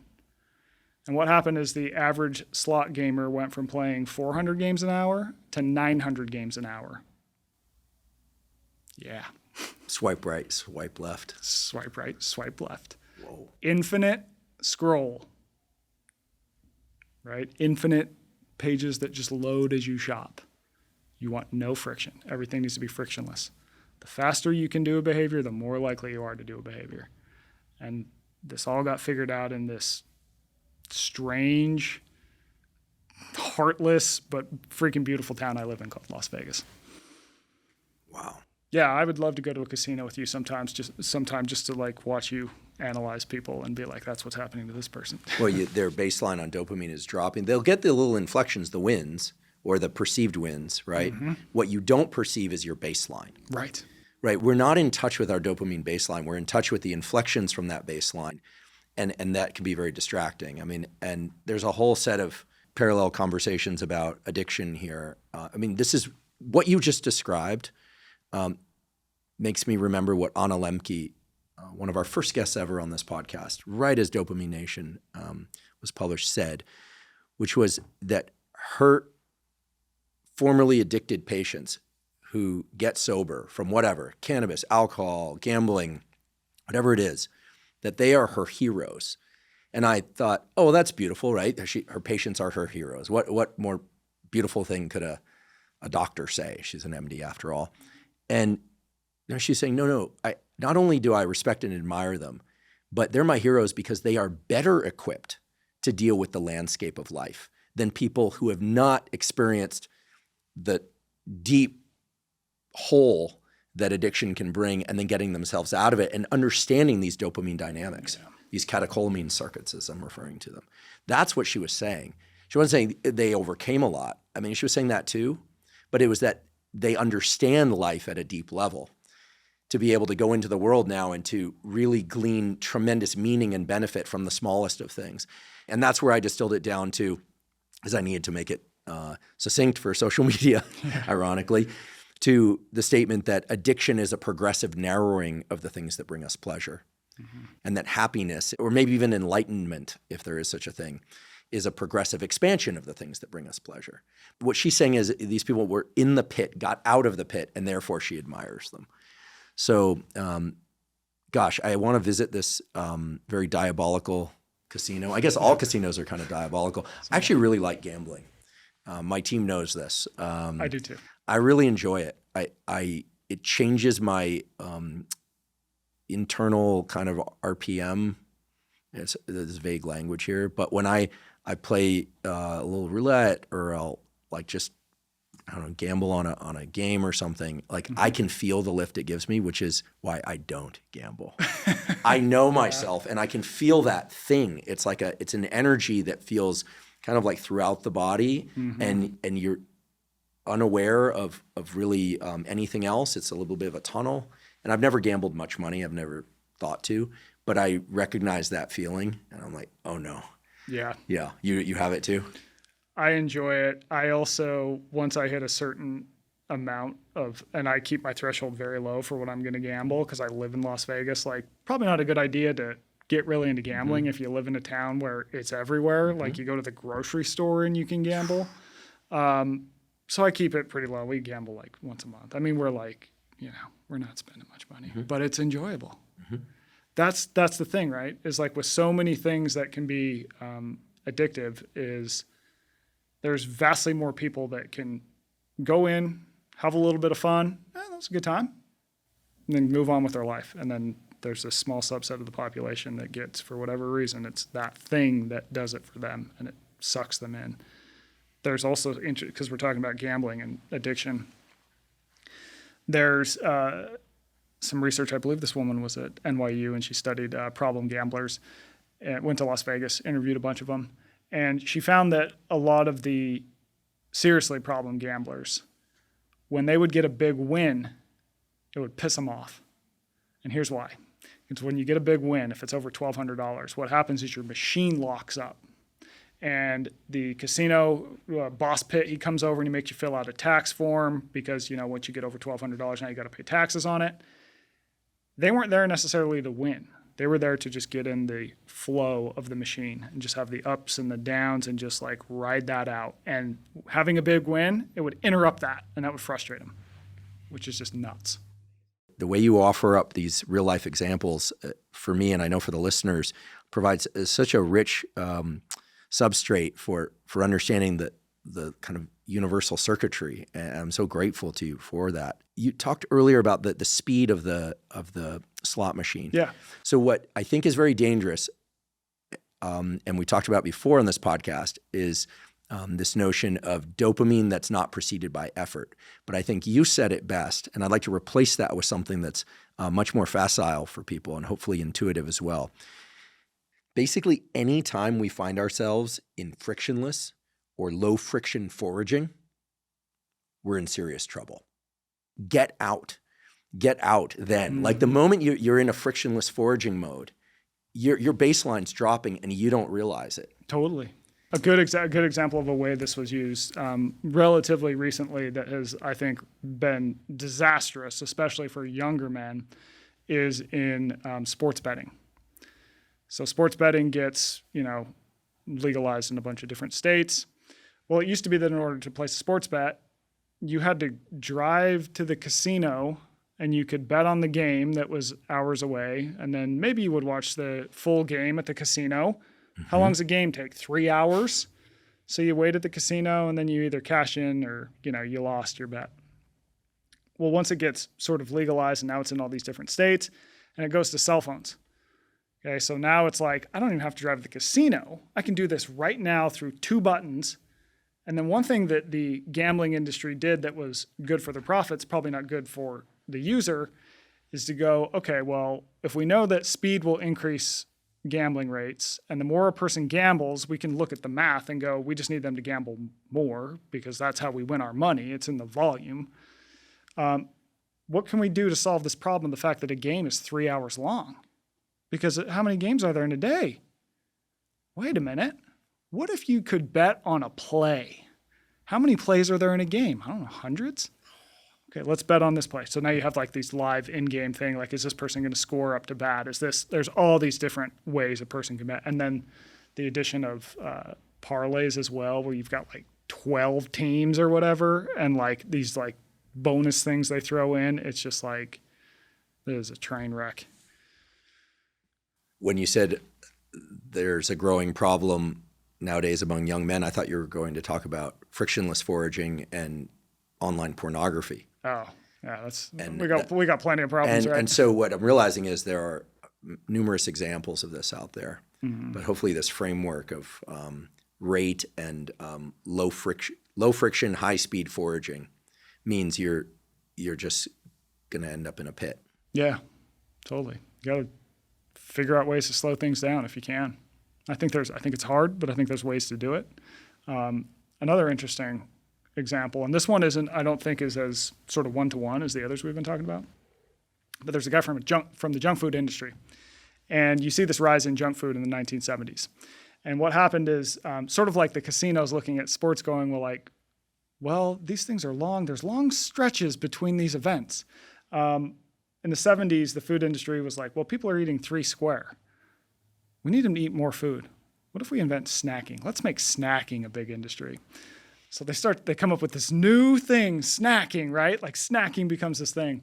And this guy from the junk food industry basically said, if you want to get a junk food to sell and take off, it's got to have 3 V's.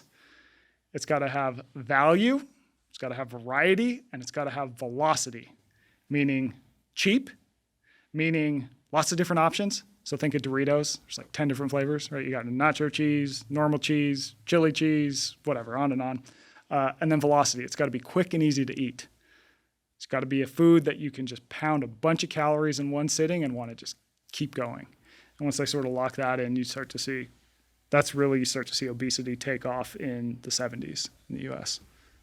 Or mental obesity and TikTok. Yeah.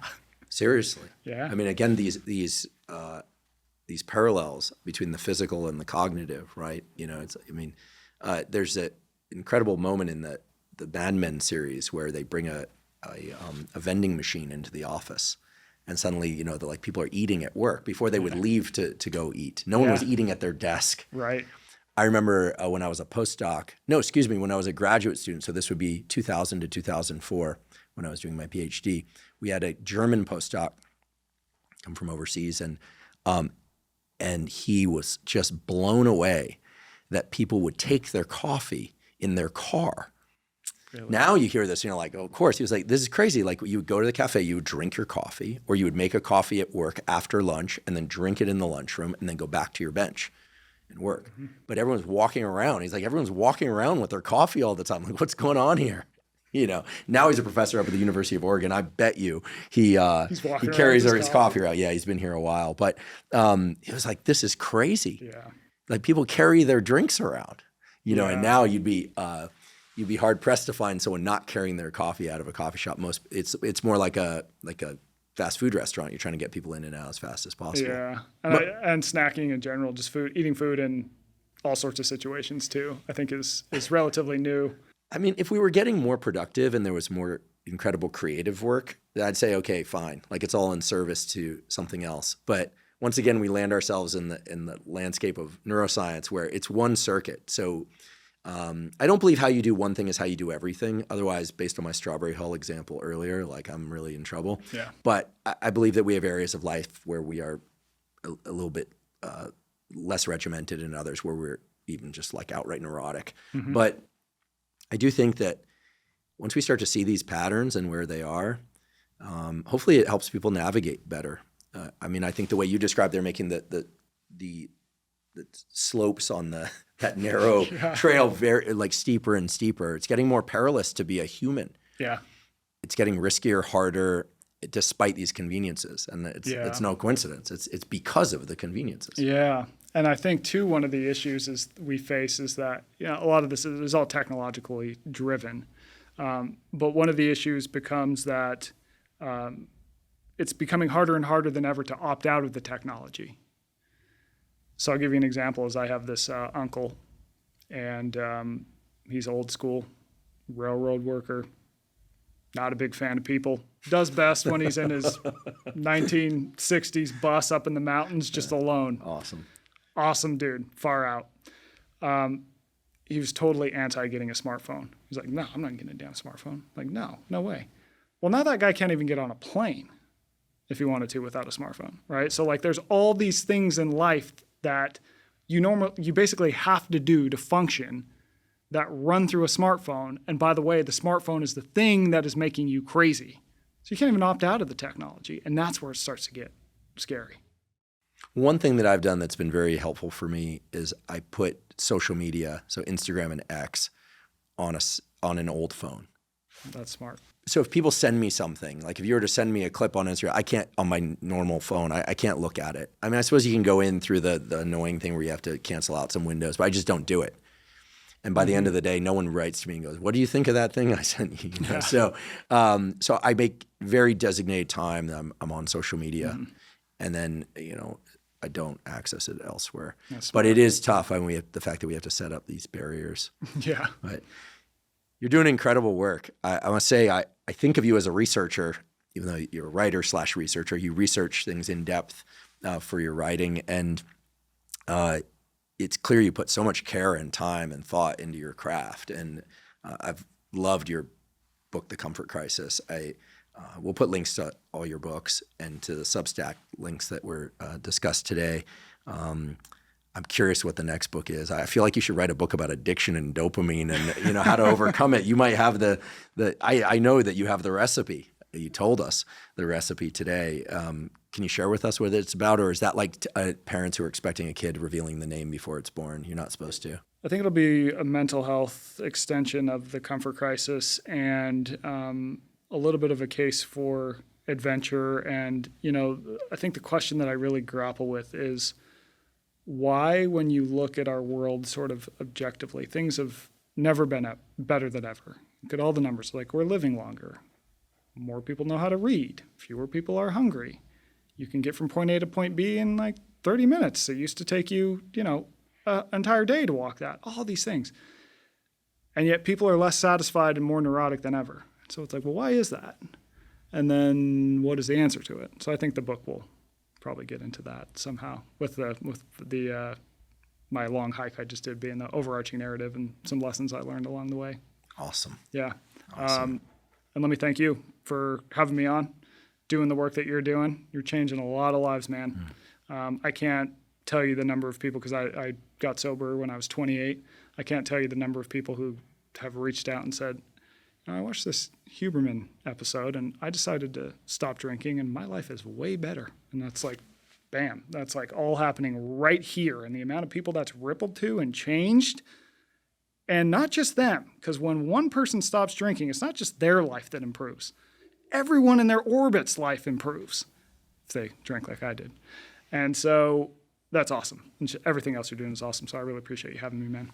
Thank you. I'll take that in. And I want to thank you for coming here today and for sharing with us your knowledge and wisdom. It went places I didn't anticipate. And as always, I learned from you. As I started off today's conversation by saying you've completely changed my life because I do things differently every single day. I look at the friction points of like, I don't want to do this as like opportunities. And I do think it's made my life better and hopefully me better for the other people in my life.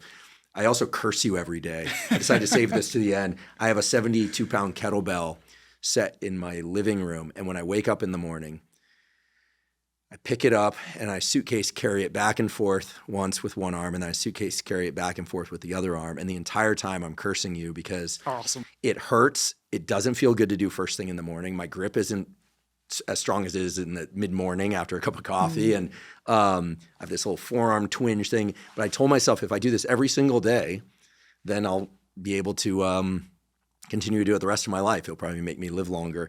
Awesome. And that's a Michael Easter cursing carry process done every single day. So you've changed my life for the better in some painful ways that pay off, certainly with less pain down the road. And certainly with more meaning. So awesome. Really want to thank you for everything you're doing. Yeah, of course. You put so much intention and heart into what you're doing. And thanks also for sharing a bit about addiction, about the value of going to meetings, and the landscape that we're all facing out there. It's not easy, but you're making it better. I appreciate it. I'll make you a deal. I'm going to do the same thing every morning. I'm going to get my 72-pound kettlebell, and I'm going to join you in those morning walks, and then I will be cursing your name from now on. So it'll be fair. Perfect. Appreciate you. Come back again. Yeah, thanks, man. Thank you for joining me for today's discussion with Michael Easter. To learn more about his work, his books, and to find links to the Substack that he mentions throughout today's episode, please see the show note captions. Michael has generously made the Substack articles mentioned during today's episode available to Huberman Lab podcast listeners at zero cost. You can find that link in the show note captions as well. If you're learning from and or enjoying this podcast, please subscribe to our YouTube channel. That's a terrific zero-cost way to support us. In addition, please follow the podcast by clicking the follow button on both Spotify and Apple. And on both Spotify and Apple, you can leave us up to a 5-star review. And you can now leave us comments at both Spotify and Apple. Please also check out the sponsors mentioned at the beginning and throughout today's episode. That's the best way to support this podcast. If you have questions for me or comments about the podcast, or guests or topics that you'd like me to consider for the Huberman Lab podcast, please put those in the comments section on YouTube. I do read all the comments. For those of you that haven't heard, I have a new book coming out. It's my very first book. It's entitled Protocols, an Operating Manual for the Human Body. This is a book that I've been working on for more than 5 years, and that's based on more than 30 years of research and experience. And it covers protocols for everything from sleep to exercise to stress control, protocols related to focus and motivation. And of course, I provide the scientific substantiation for the protocols that are included. The book is now available by pre-sale at protocolsbook.com. There you can find links to various vendors. You can pick the one that you like best. Again, the book is called Protocols, an operating manual for the human body. And if you're not already following me on social media, I am Huberman Lab on all social media platforms. So that's Instagram, X, Threads, Facebook, and LinkedIn. And on all those platforms, I discuss science and science-related tools, some of which overlaps with the content of the Huberman Lab podcast, but much of which is distinct from the information on the Huberman Lab podcast. Again, it's Huberman Lab on all social media platforms. And if you haven't already subscribed to our Neural Network newsletter, the Neural Network newsletter is a zero-cost monthly newsletter that includes podcast summaries as well as what we call protocols in the form of 1 to 3 page PDFs that cover everything from how to optimize your sleep, how to optimize dopamine, deliberate cold exposure. We have a foundational fitness protocol that covers cardiovascular training and resistance training. All of that is available completely zero cost. You simply go to hubermanlab.com, go to the menu tab in the top right corner, scroll down to newsletter, and enter your email. And I should emphasize that we do not share your email with anybody. Thank you once again for joining me for today's discussion with Michael Easter. And last, but certainly not least, thank you for your interest in science.